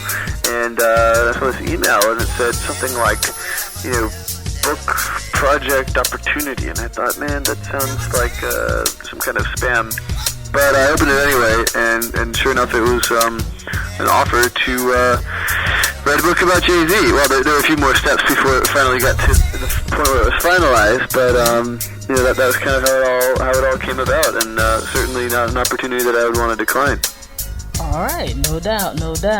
Now, going through your book, you went through some travels, getting some information about Jay-Z on both the personal end and the business end. But how long did it take for you to get all of this stuff together? I mean, we see stuff from Fat Five Freddy to Jaz-O, just plenty of people in there, along with, I guess, all the research material and stuff you had to gather up. Yeah, it took me the better part of a year between, researching and writing and editing, and but yeah, it felt like it went by pretty quickly. My travels took me from Harlem to Brooklyn to California to France to Germany, all kind of tracking down details on some of Jay-Z's business interests, and just trying to learn more about the man. All right, no doubt. And then people who really read this book and see that you put in your work, I mean, they're going to story about you meeting DJ Clark Kent over at Applebee's. That's y'all right. sitting back in it. It was the middle of winter. I remember it was like just like one of those terribly cold days when we were sitting inside at a booth on Flatbush Avenue, and I think we knocked back a couple margaritas, and he told me the whole story. We sat there for 2 or 3 hours, and he told me everything about how he first discovered Jay-Z and introduced Jay-Z and Damon Dash, and also how he kind of arranged the meeting of Jay-Z and Biggie to record Brooklyn's Finest, which was just kind of a roundabout way of getting things done, but it worked out really well. So that was one of my favorite interviews of the whole book. That's definitely one of my favorite sections as well, especially for my people who are more on the music and the entire situation with Brooklyn's Finest. It wasn't exactly the organic meetup people would have thought it was going to be. Especially learning that Dame Dash didn't necessarily want Brooklyn's Finest to even be recorded with Big. Yeah, that's right. The way it went down was Biggie was in the studio with Clark Kent finishing up a session, and Clark Kent was just kind of messing around with some beats that he had. He kept them on a tape player, I think, or something. And he accidentally forwarded ahead to a song that he was to a track that he was saving for Jay-Z. And Biggie said, "Oh man, what's that song? It sounds awesome. I want to be on it." And Clark Kent said, "No, I'm saving it for Jay-Z." And at this point, Jay-Z hadn't even put out his first album yet, and Biggie was huge, and so Biggie said, "Well, why are you doing that? What's so good about this guy?" And Clark Kent said, "No, you don't understand. This guy is amazing." He says this to Biggie, and so Clark says, "Well, what if we put both of you together on the song?" And Biggie says, "Okay." And so the next time Clark Kent went to the studio with Jay-Z, he went over there with Biggie, but Biggie stayed in the car, and Clark Kent went up, and they started, recording and whatever, and then when they got time to finish up with Brooklyn's Finest, Clark Kent said, "Well, what would you guys think if we brought in Biggie, and had him do a verse on here?" And Damon Dash basically said, "I don't want to pay him, and I don't want to pay Puffy, and I don't want any part of it." and Clark Kent said, "Well, what if we could get him to do it for free?" And they were like, "Okay, fine, whatever." So Clark Kent excuses himself to go to the bathroom, instead runs downstairs, gets Biggie out of the car, brings him upstairs, and says, kind of ta-da. and that was how the introduction was made. So Jay-Z and Biggie talked, and Jay-Z decided that he was on board, and he went back into the booth and he re-recorded his verses, leaving spaces for Biggie to insert his. And then they played it back for Biggie, and Biggie said, "Oh man, I have to go home and really think about this, before cause this is some seriously good stuff, and I want to make sure that my response is equally good. So Big E went home and thought about it, and then he came back in and laid his verses, and that's a song that you hear today. But before they left, they said, Clark Kent said, well, what about a chorus? And they said, scratch something, and then they walked out, and so Clark Kent came up with the hook that you hear in the song today. So you got a lot of little stories like that in the mix, which, again, for my people who are straight up music heads, is, definitely dope. And some things it's nice to see almost re-brought back from that period of time. I think a lot of us were reading Vibe magazine and Source and stuff like that for our hip-hop, and still being able to discover little stories like that in the mix that make things exciting. Now, one of the things that I think for people, regardless of how they feel about Jay-Z's music, is they know he is a supreme businessman. And to a degree, probably has one of the most enviable positions right now in terms of his synergy with the music and all the extra side business and things that he's into. Now, with that, there's a really nice breakdown in terms of the very beginning from when he first started, hustling in Brooklyn to the position that he's at now, including the time frame he was at Def Jam, the Rockefeller era, and I guess even that super beginning Rockefeller era before they actually got their distro deal and things via Def Jam. Now, one of the aspects I could definitely receive from your book is Jay-Z is a big money man, and sometimes people look like they get a little sacrifice for him to get that money. There's a lot of conflict from some people in this book in terms of how they see Jay-Z's rise. From your personal opinion, how do you see it on a business level? On a business level, I think you can't really place too much blame on him for anything he did. He really always followed the money, and not just where it was, but where it was going to be. And he always identified mentors and learned everything he could from them. But in the end, a lot of them he just kind of cast aside when they had sort of outlived their usefulness to him. And you could say that about that's maybe what happened with Damon Dash and Jazzo and some of these guys who really taught him a lot of what he knows. So from a business perspective, he cut them out, and from the most cold-hearted sort of just straight business perspective, in terms of keeping the most money, maybe that was a good idea. But from a personal standpoint, I think that it's a lot different, and I think it's easier to judge that more harshly. And there's definitely some information about that in here that's kind of crazy and all that. But I know the book tackles more the business, and let's talk a little bit about that. One of the things I think Jay-Z has been really successful in is being able to meld his own cred or brand into just about everything he does. And one of the great stories that's in your book is about the Rooker Park scenario when he had Team S Carter, and he was promoting the shoe and all the things over at that time, including the Black Album.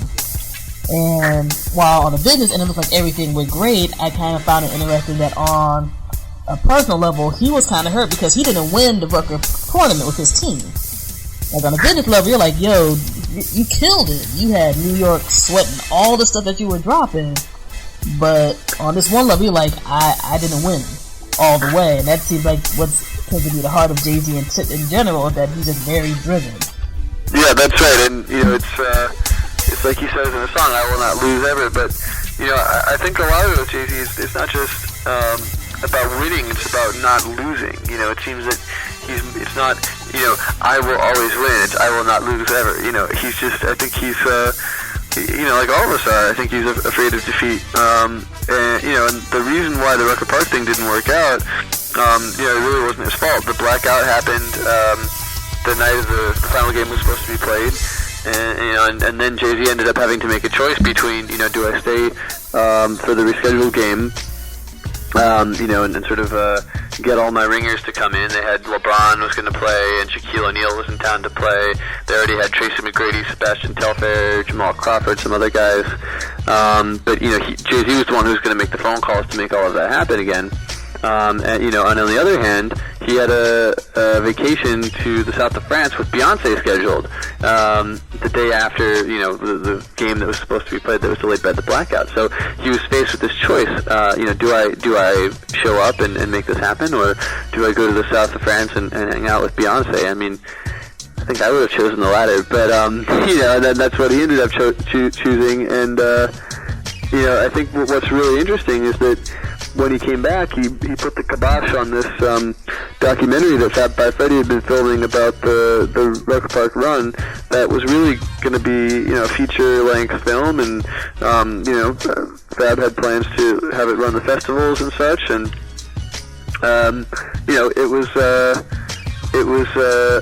he didn't want it up there because he just didn't want to be seen as anything other than totally victorious, even though probably a lot of people couldn't have blamed him for what he eventually decided to do.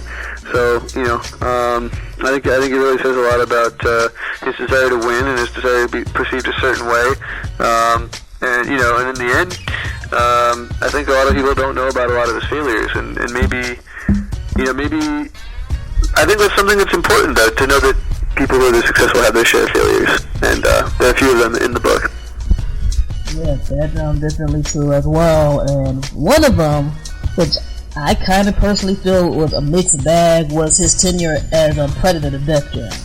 He definitely had some people he signed who, they made their hit and they're still doing their thing, but there's a lot of conflict with Def Jam. There was a lot of conflict during the time frame. Right. In your personal opinion, where do you think things went wrong when he became president of Def Jam? Well, I mean, I think that, when he went in there, I think it was part of this kind of personal rebranding thing. Like, he was going to ride off into the sunset and then kind of retire from the rap scene and, and come back as a businessman. And, I think that he thought it would be a nice line on his resume and, give him some more credit in the corporate world. But then, when he got there, he discovered that the place was, sort of maybe not what he was expecting. It was just a lot of people who had been there for 20 years because, they signed some band in the 80s, and, he felt like it was a very sort of atrophying corporate culture, and I think he felt really restricted, and he wasn't able to make the kind of moves that he wanted to, have the kind of freedom that he wanted to, and so, I think he was restless, and by the end of it, I don't think it was much of a surprise that they kind of decided to go their separate ways, but, when you look at what he's done with Rock Nation now, he gets to do things that he was unable to do at Def Jam, create a headphone line, sort of do more on the artist management side, in addition to being a record label, that kind of thing. So, I think that this kind of autonomy that he has, working outside of the traditional record label structure, that's kind of what he was after, and that's perhaps why he was so restless at Def Jam. Definitely good information being dropped here right now. Now, speaking of some of the failures, one thing that I think Jay-Z has on lock is that essentially he's still one of the few celebrities where there's a mystery about him. People still don't necessarily know what's going on with Jay-Z, and in this age where, people will tweet they're going to the bathroom, that's kind of a minor miracle. Yeah, and I think that's deliberate. He's a more private person than somebody like Puffy or Birdman or somebody who really has. Jay-Z doesn't really do Twitter. I know he's got a handle, but I don't get the sense that he actually writes anything himself. You really feel when you hear a tweet from Kanye West that nobody else could have written it but Kanye West. And Jay-Z's a private guy. He's always been reserved more than somebody again like Puffy, who's sort of more of a charismatic figure in the middle of the room, making grand pronouncements and such. And I from people who I talked to in researching the book, that's just kind of how he operates. In meetings, he'll sit back, he'll observe, and then at the very end, he'll deliver his punch, he'll deliver his line. He's definitely a cautious guy. He's a thinker. He definitely doesn't tend to rush into things, and I think it all kind of fits together, with the privacy thing. No doubt. To a degree, it almost feels like his personality is a part of his brand. This kind of this subdued dude who, he'll show off the stuff that he wants to show off and everything, but otherwise, you just don't really know anything in his background. And when you brought up the failures aspect, it's kind of interesting because I remember when Armadale was like the drink at the club, and and that's not around no more. Yeah, and I think that the reason Armadale disappeared can be very directly traced to one of his kind of core business principles, which is don't do anything unless you're profiting from it the absolute most amount possible. And so, when I think they launched it in, was it 2002, 2003 maybe? Mm-hmm. But shortly thereafter, he split ways with Damon Dash and Kareem Biggs Burke, and it was a three-way venture between the three of them. They're splitting the profits three ways. So once they were out of the picture, there was really no point for him to be rapping about it or endorsing it anyway, because why would he want to enrich, from his perspective, why would he want to enrich his former business partners when he could start a new venture that would enrich himself exclusively? And in the book, I get into his relationship with Armand de Brignac-Champagne, which, contrary to public statements both from him and from the Champagne Company, it's actually quite a lucrative relationship, and it's not just I found this nice bottle of champagne in a wine shop, and I'm going to rap about it from the goodness of my heart. It's a hard and fast financial relationship. Yeah, I remember all the sit-on videos, like Ace of Spades. It's like, yeah, it's not because you're against Cristal totally. You know what I'm saying? It's because there's something else going on. Right, and it's actually a funny story with that. Just today, that chapter was excerpted online in the Atlantic.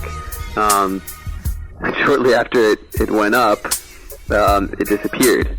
And I've been all day in the process trying to figure out what happened. And basically, after talking to the Atlantic, it's my impression that they started to worry that there would be legal implications from Mr. Z. So it's been a pretty interesting afternoon on that front. Wow. Okay, so we definitely know the hip hop generation will use some lawyers. Yeah. Right now. My goodness.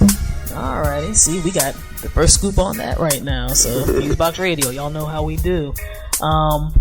One other quick note that I really wanted to bring up in this book is, and I'm sure some people are going to ask, is it's like, hey, you interviewed all these guys from different periods of Jay-Z's life, you put out all these interviews and things like that, so from business partners and personal people, why isn't Jay-Z himself directly interviewed in the book? Because he refused.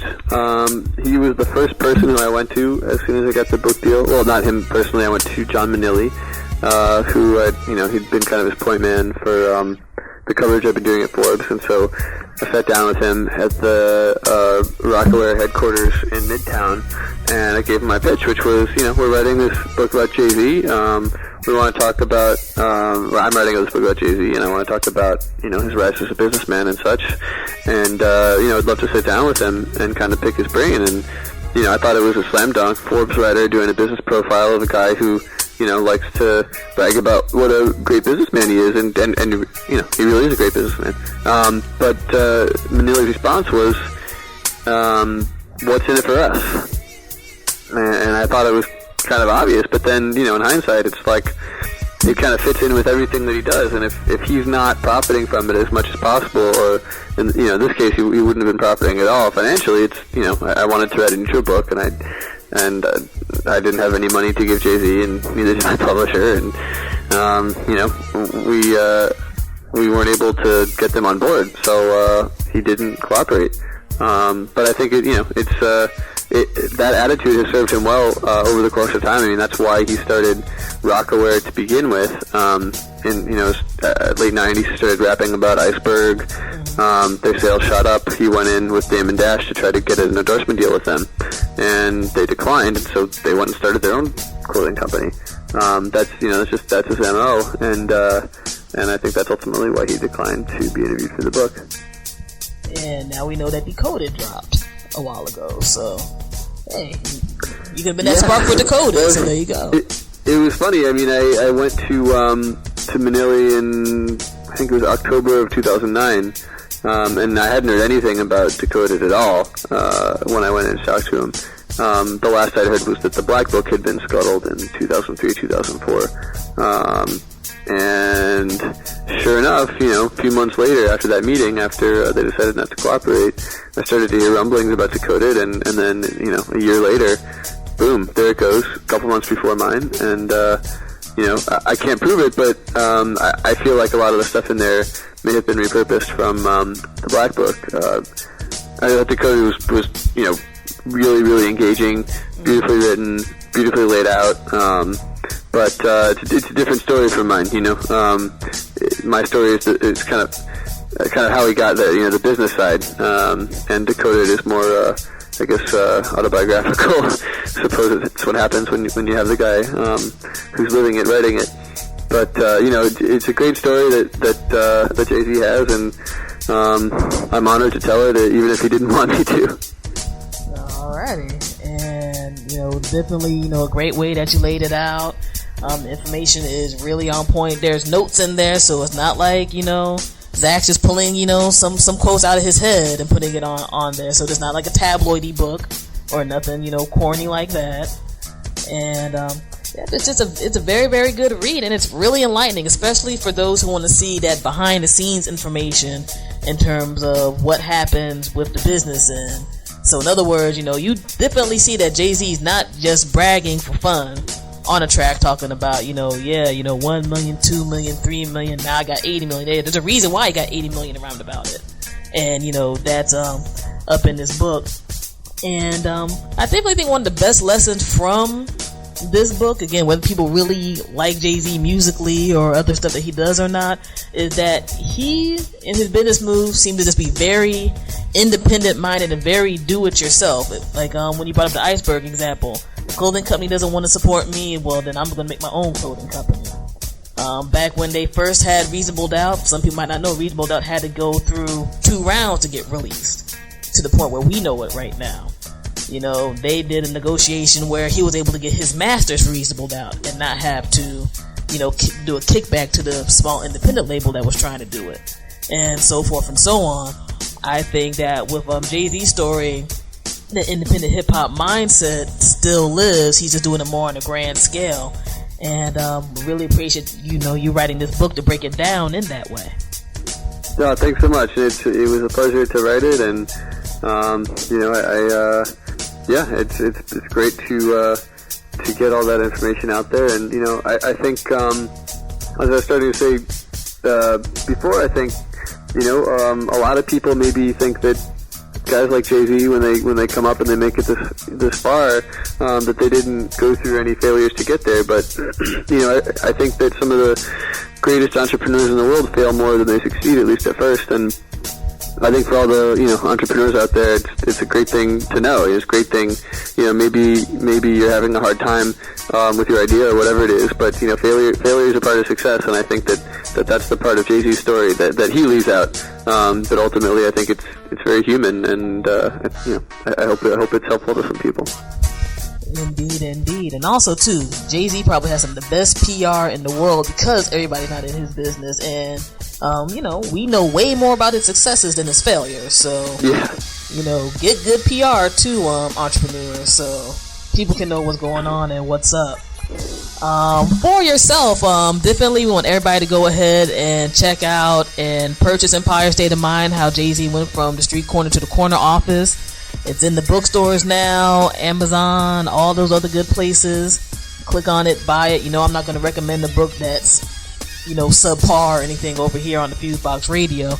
How can people go to your website? Because you have a lot of great links to your articles and other stuff too that I think people who are business minded in the hip hop generation definitely should check out.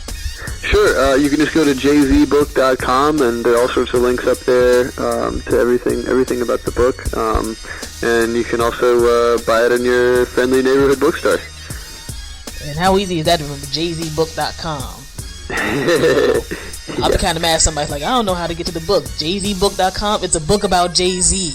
Very, very. I thought it was easier to remember than Empire State of Mind. How Jay-Z went to the street corner from corner office by Zack O'Malley Greenburg.com. So.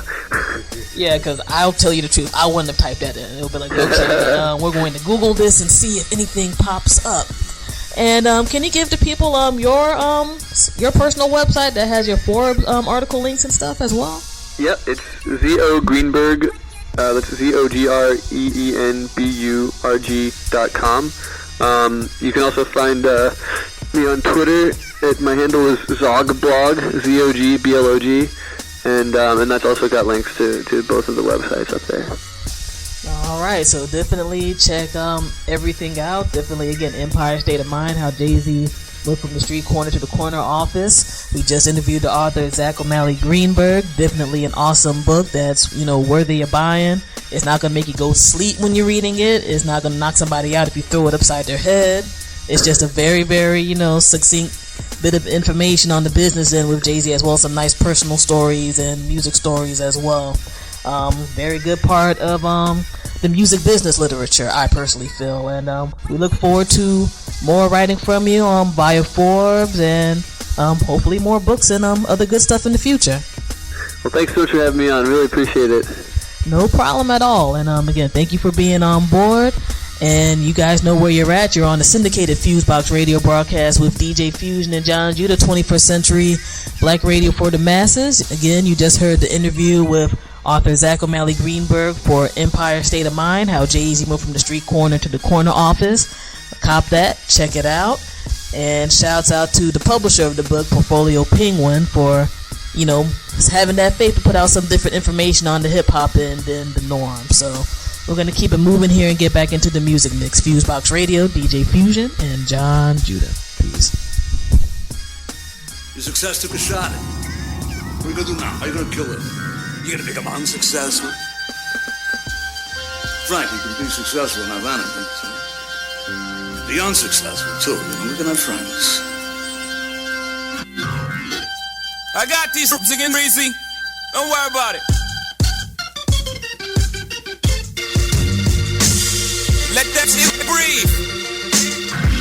I used to give off, now I give off less. What do I think of success? It sucks, too much stress. I guess I blew up quick, cause friends I grew up with see me as a preemie, but I'm not, and my nuts big. I don't know what the fuss is, my career's illustrious, my rep is impeccable. I'm not to be off with.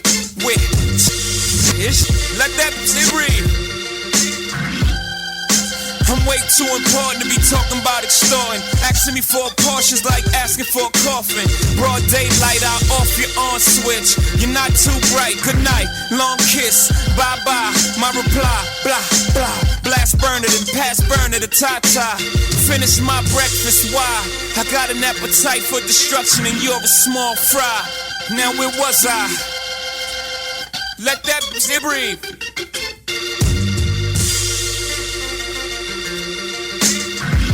I used to give a ish, now I don't give a ish more. Truth be told, I had more fun when I was pissed poor, I'm pissed off. And this was success all about a bunch of chickens acting like this with big mouths. All this stress, all I got is this big house. Couple cars, I don't bring half of them dishes out. All the say spade I drank just to piss out. I mean, I like the taste, could've saved myself 6 hours. How many times can I go to Mr. Chow's? Towels, no boo, hold up, let me move my bowels. This shit on y'all niggas again. OG, tell these boys. Come on. Okay. I got watches I ain't seen in months. Apartment at the Trump, only slept in once. Said Hova was over, such dummies. Even if I fail, I land on a bunch of money. You ain't got nothing for me. Nas, let that shit breathe. Success, McLaren, women staring. My villain appearance, sacred blood of a king in my vein ain't spilling. Ghetto Othello, sugar hero mellow, Camaro driven. I climax from paper, then ask why is life worth living? Is it the hunt for the dish that you want? To receive's great, but I love's giving. The best jewelers wanna make my things. I make Jake Fish on the rain just to make me a chain. The mention of one love, came home to paper in hand. They gotta brag about the feds, young man. Old cribs I sold, y'all drive by like monuments. Google Earth Nines, I got flats in other continents. Worst enemies wanna be my best friends. Best friends wanna be enemies, like that's what's in. But I don't give a fuck, walk inside the lion's den. Take everybody's chips, bout to cash them in. Up your catalog, dog, mine's worth too much. Like Mike Jack's ATV pub, Matola can't touch. Let this shit breathe. Let this shit breathe.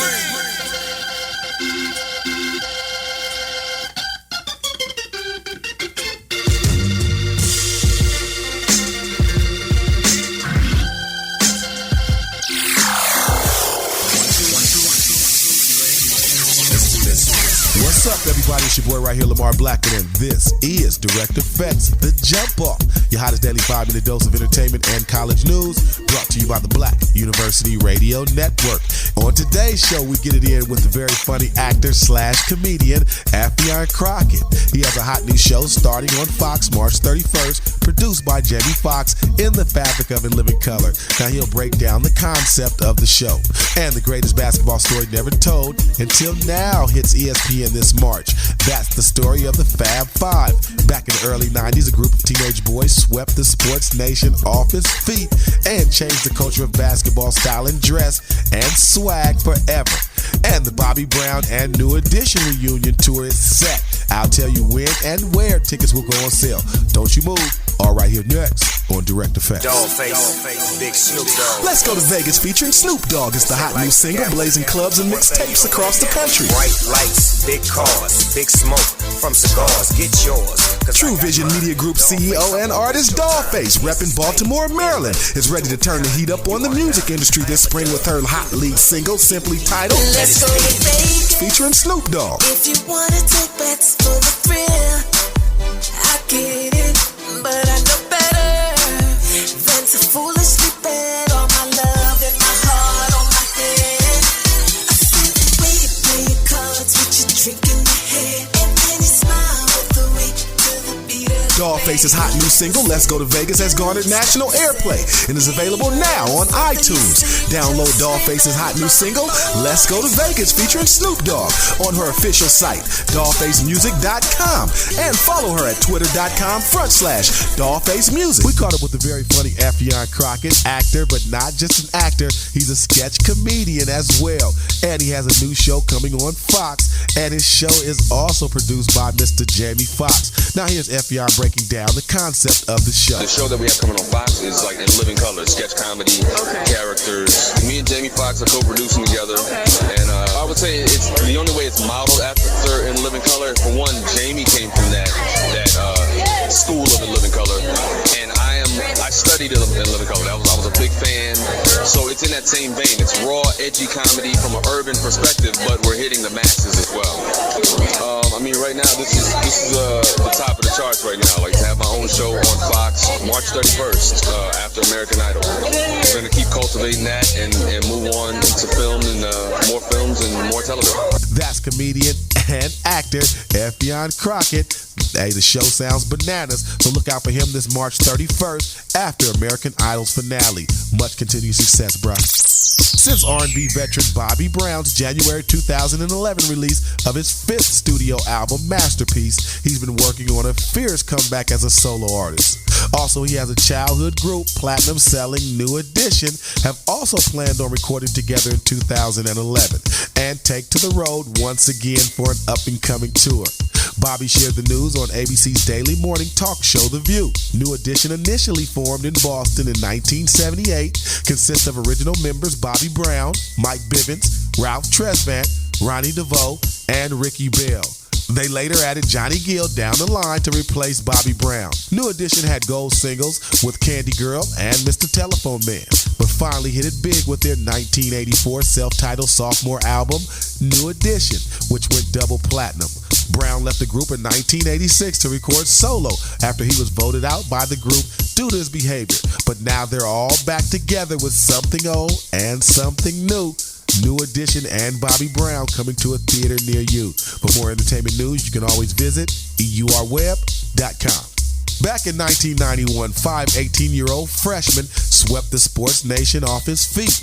That's right, the teenage group, Juwan Howard, Chris Webber, Jalen Rose, Jimmy King, and Ray Jackson, also known as the Fab Five, because they were all blue-chip high school All-Americans, with talks of Webber and Rose skipping college to hop directly to the NBA draft. Were said to be the best college basketball team ever assembled. The Fab Five docu-film was produced by Jalen Rose, current ESPN commentator and member of that 1991 team. The story of the Fab Five begins airing on ESPN this March. It was a historical time for the group and the future of basketball swag. The Fab Five unleashed the long shorts past the knee, black socks, black shoes, and tattoos, which most of the country had never seen in college basketball at that time. A bit of controversy hit the college superstars when they became a part of a federal probe for money laundering. That investigation led to NCAA penalties and sanctions for the Michigan program. Although the Fab Five never won an NCAA title, they lost the title game in both 1991 and in 1992. But many sports writers regard the Fab Five as the best college team ever assembled. Check out the greatest basketball story never told until now, the Fab Five. For more entertainment news, you can always visit eurweb.com. When urban entertainment news breaks, it's already waiting for you online at eurweb.com. That's www.eurweb.com. eurweb.com. Hey, are you tired of those same old energy drinks with bad taste? Make a switch to Pitbull Energy Drink with a guaranteed no aftertaste. Pitbull offers more energy with ginseng and vitamins B6 and B12. With a ginger ale lemon lime flavor, Pitbull meets the consumer's demand for better tasting and healthier energy products with a guaranteed no aftertaste. Make a switch to Pitbull Energy Drink. Pitbull offers more energy with ginseng and vitamins B6 and B12. With a ginger ale lemon lime flavor, Pitbull meets the consumer's demand for better tasting and healthier energy products. For more information on Pitbull energy drinks, bars, and mixes, visit their website at hiphopbev.com. That's hiphopbev.com. Online orders available at hiphopbev.com. That's going to do it for this edition of Direct Effects, y'all. It's a wrap. I just want to say thank you for all the campuses that are airing the show. And we'll be out on that Black College Pitbull Energy Drink Spring Tour, giving away Pitbulls, t-shirts, music, all over the country. All you got to do is visit hiphopbev.com or burn1.biz to get that route. Until next time, it's your boy right here, Lamar Blackman. Let him go. Listen to Direct Effects, boy.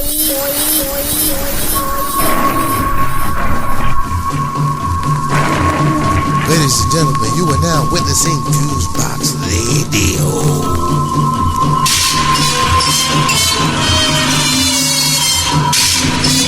Yeah.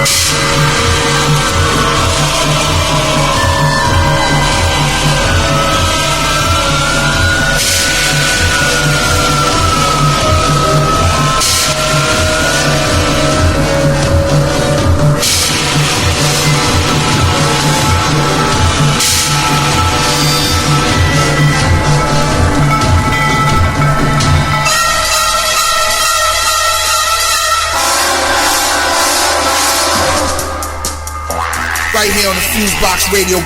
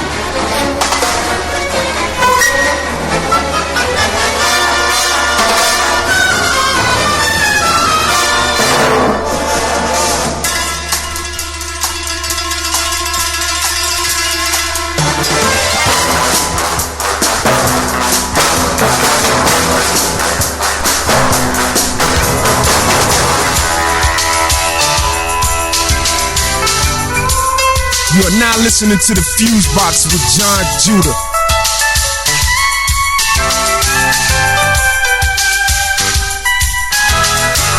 I wanna know, is it worth it? Trying to get this right. I know I should love you. You're always feeding me love. Always feeding me love. Now I'm staying home waiting. Ain't nothing on TV. I don't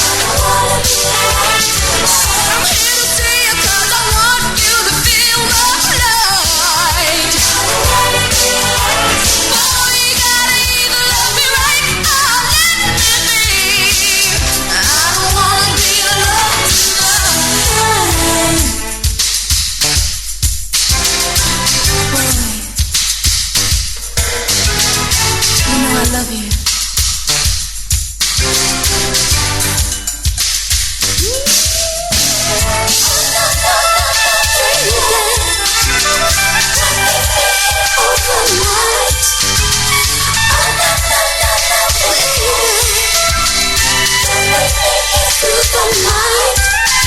are now listening to FuseBox Radio.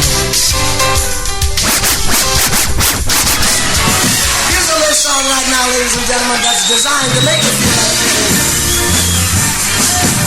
designed to make you feel good. Says, I hear something saying,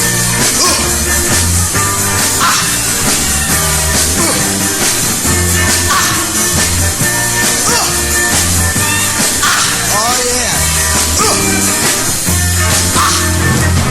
That's the sound of the men working on the train.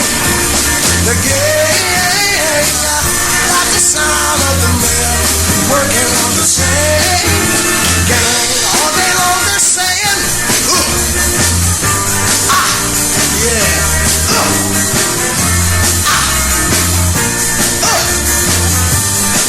All like that. Baby, that's the sound of the men working on the train. The gang saying, that's the sound of the men working on the train. Gang, let me tell you about them, huh? All day long they work so hard till the sun is going down. They're working on the highways and byways and wearing the frown. You hear them moaning their lives away. Then you hear somebody say that that's the sound of the men. They're working on the same, yeah. The gang, that's the sound of the men. They're working on the same gang. All day long they're saying, I'm going home one of these days. I'm going home to see my woman, whom I love so dear. But meanwhile, I gotta work right here. That's the sound of the men working on the same. The gang, that's the sound of the. Look, everybody help me sing this thing now. Everybody help me do it. Come on, everybody help me.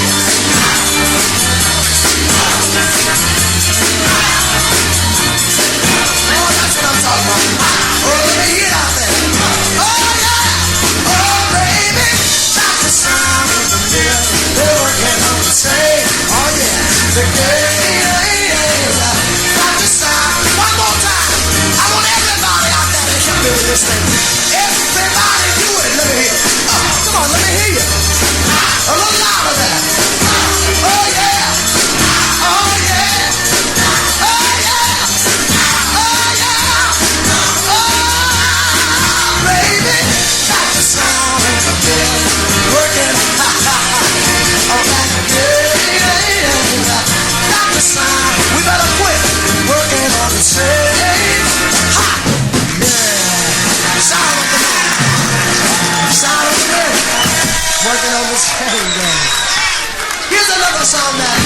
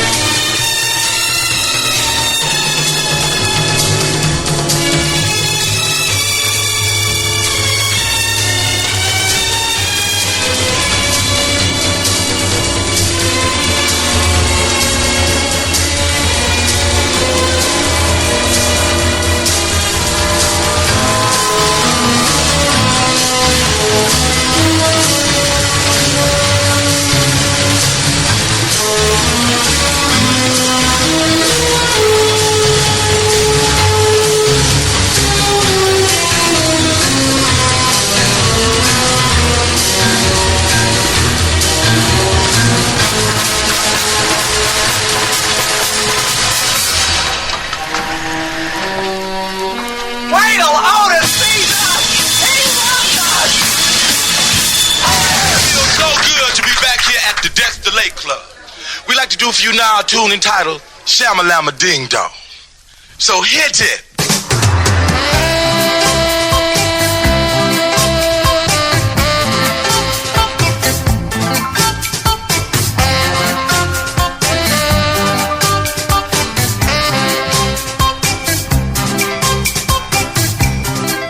If I searched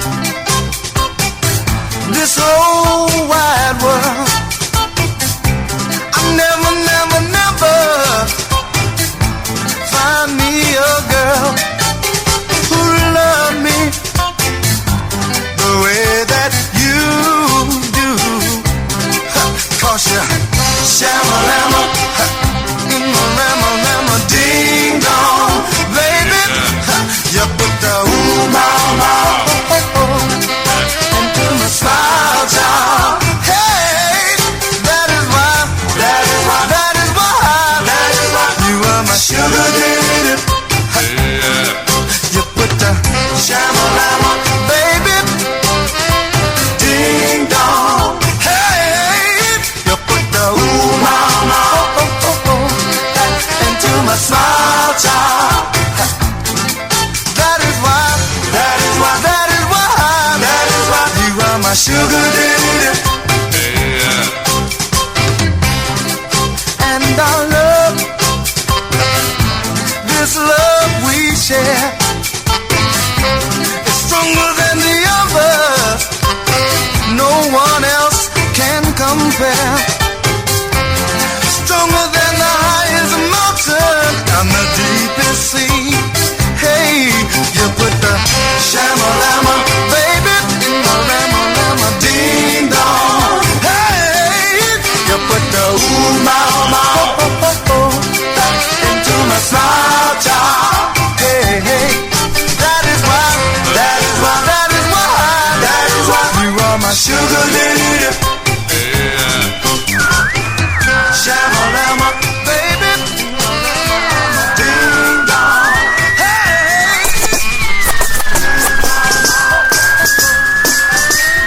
You are now listening to the FuseBox with Jon Judah.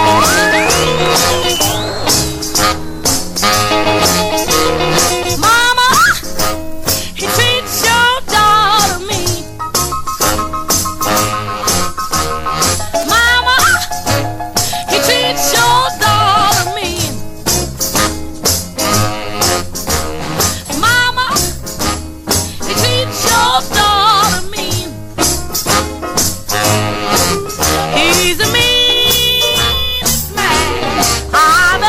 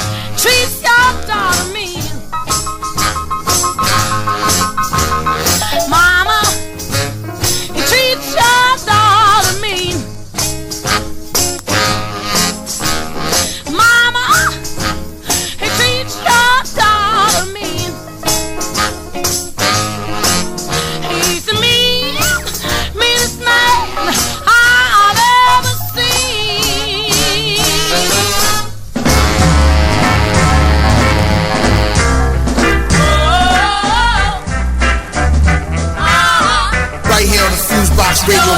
You had nothing when I met you, baby, but look what you got now. Sometimes I wonder, did I make a mistake when I brought you from the south?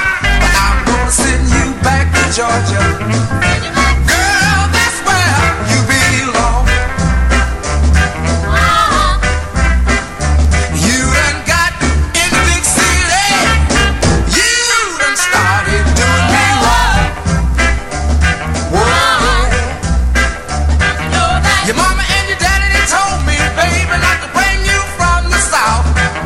They brought you to the city when you was just a child, and the bright lights drove you wild. But I'm gonna send you back to Georgia. Girl, because you don't know a thing. Now when I first met you, baby, you couldn't even read or write your name. Sure enough.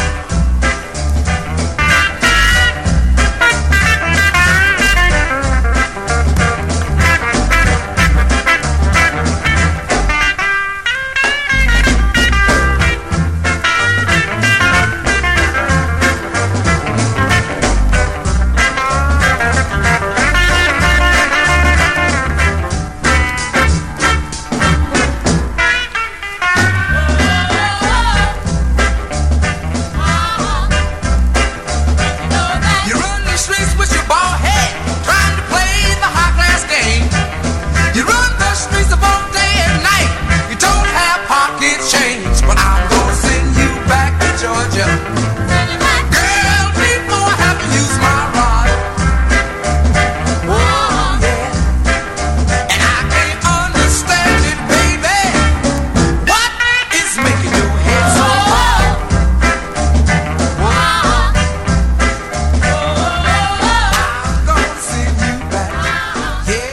You are now listening to the FuseBox with Jon Judah.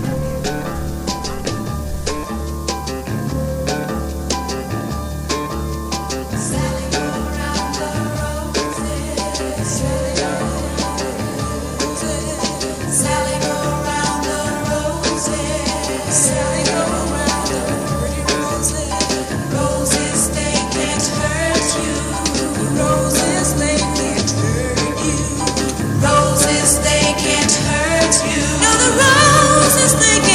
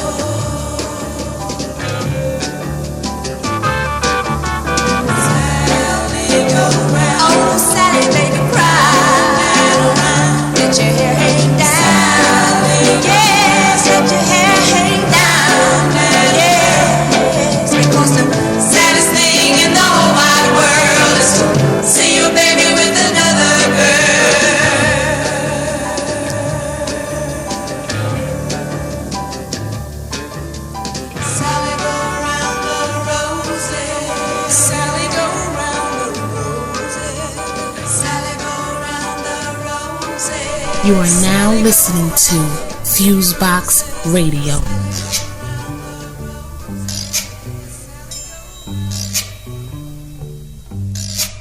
Oh, when the sun beats down and burns the tar up on the roof, and your shoes get so hot, you wish your tired feet were fireproof. Under the boardwalk, down by the sea, yeah, on a blanket with my baby's where I'll be. Under the boardwalk, out of the sun, under the boardwalk, we'll be having some fun. Under the boardwalk, people walking above. Under the boardwalk, we'll be making love. Under the boardwalk, boardwalk. From the park you hear the happy sounds of a carousel. You can almost taste the hot dogs and french fries they sell. Under the boardwalk, down by the sea, yeah, on a blanket with my baby, that's where I'll be.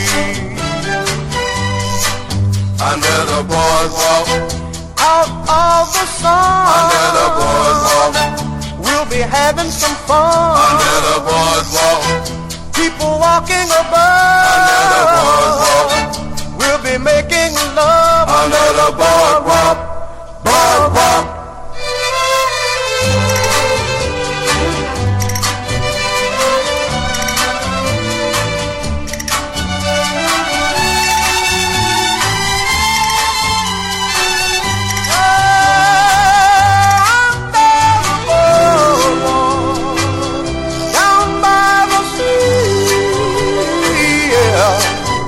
On a blanket with my baby, where I'll be.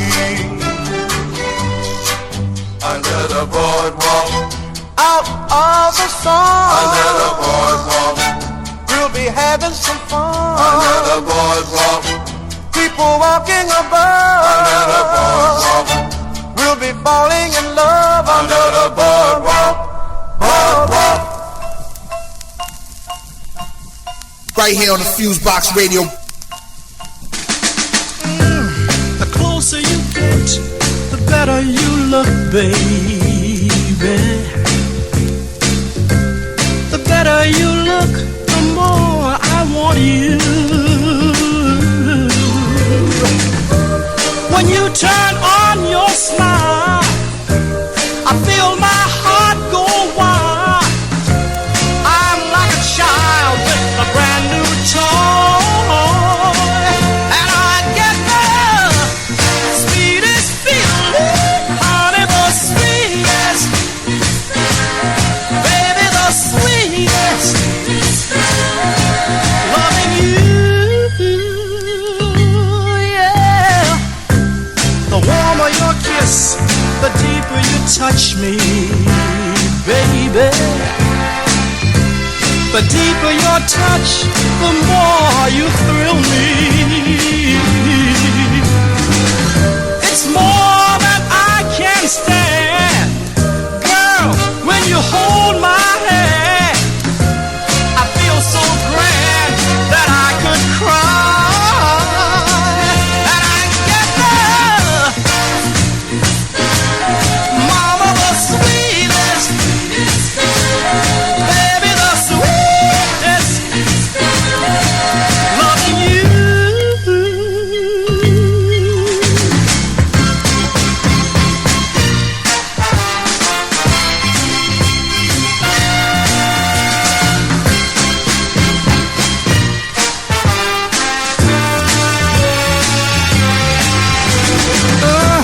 The greater your love, the stronger you hold me, baby.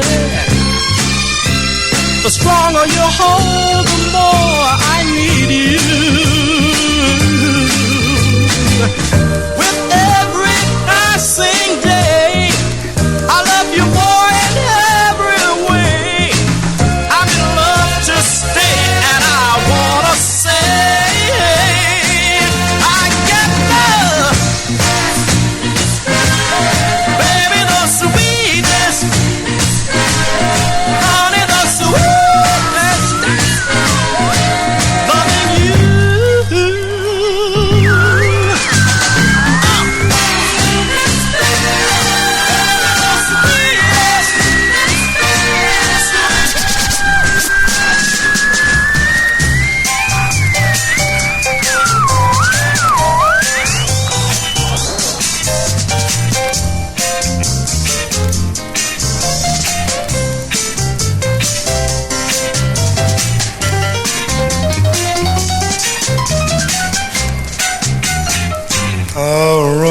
without windows, a room without doors, a room with no guide, but I can spy the charms that are yours. Like being marooned on an island far from civilized shores. You and me in a room without windows, I mean a room without doors. No bells will be ringing, no telephone calls. In our little well-secluded cell of ceiling and walls, while dozens of males sit and chew their nails and hate me because I am yours. In a room without windows, wow, a room without doors. If they say, friend, how would you like to spend the long hereafter, I tell them what we're after is a one-way ticket to a room without keyholes and a room with no view. We'd like to reside there, hide there for an era or two, completely wrapped up in each other while the whole world ignores you and me in a room without windows, no damn doors.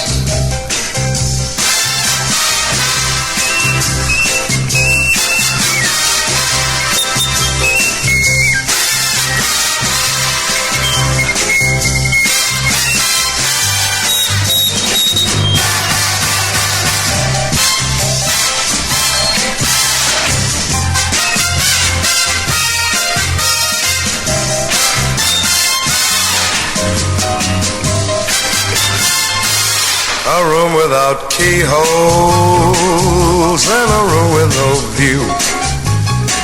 We would like to reside there, hide there for an era or two, completely wrapped up in each other while the whole world ignores you and me in a room without windows and a room with no doors.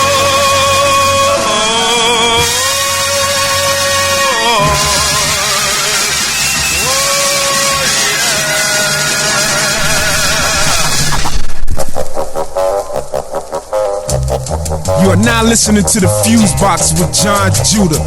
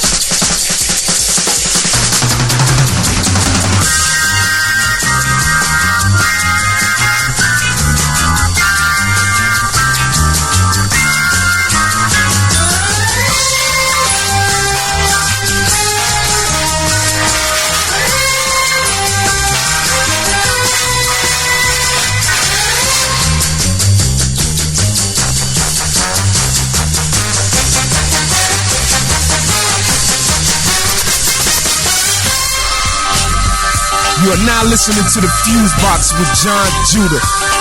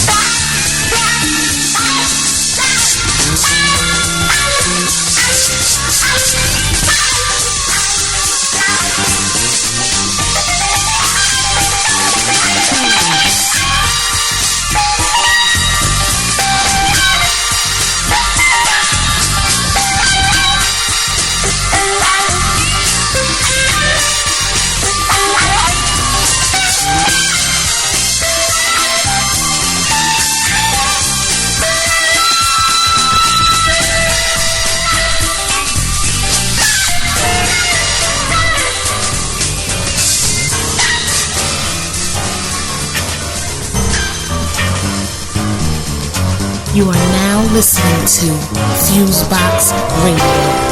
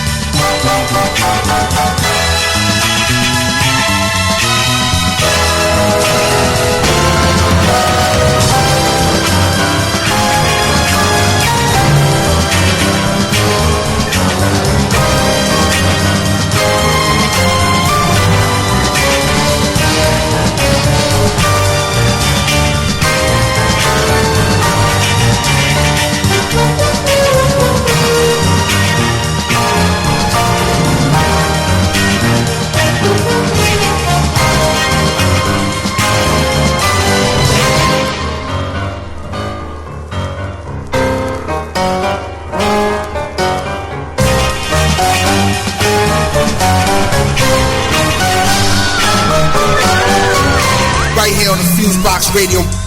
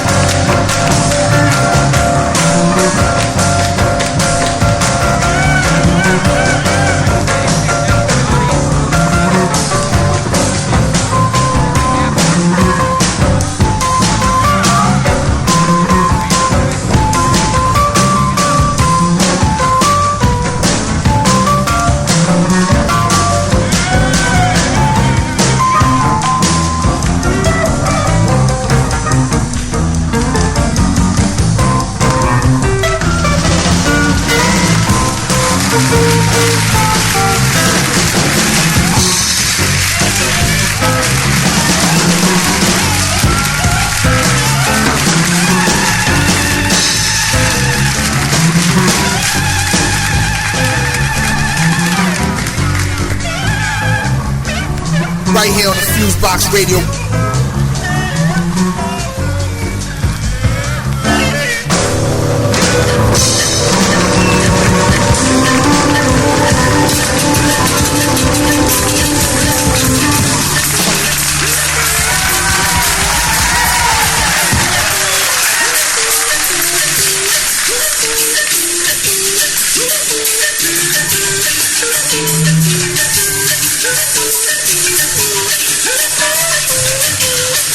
We'll be right back.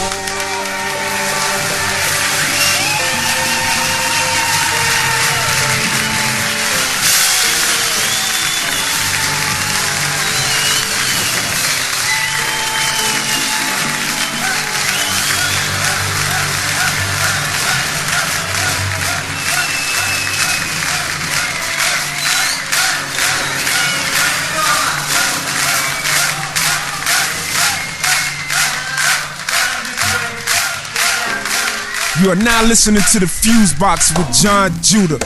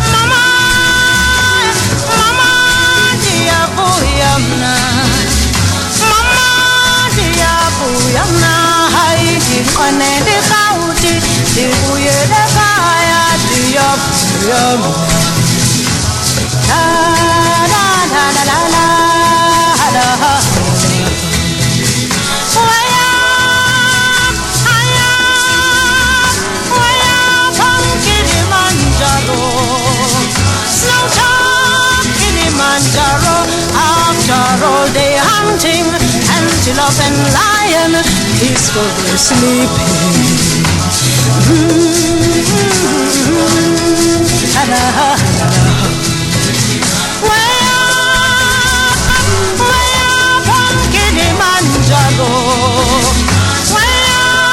Kilimanjaro, we made a campfire far up in the distance, that beautiful mountain.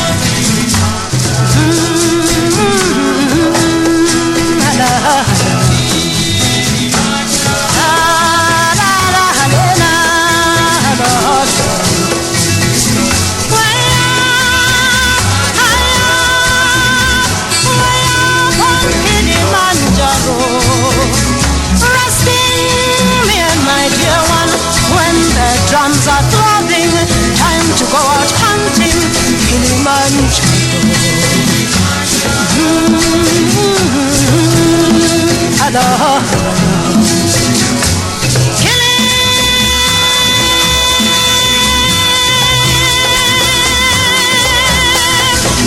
Kill him, kill the savage lion before the lion kills you.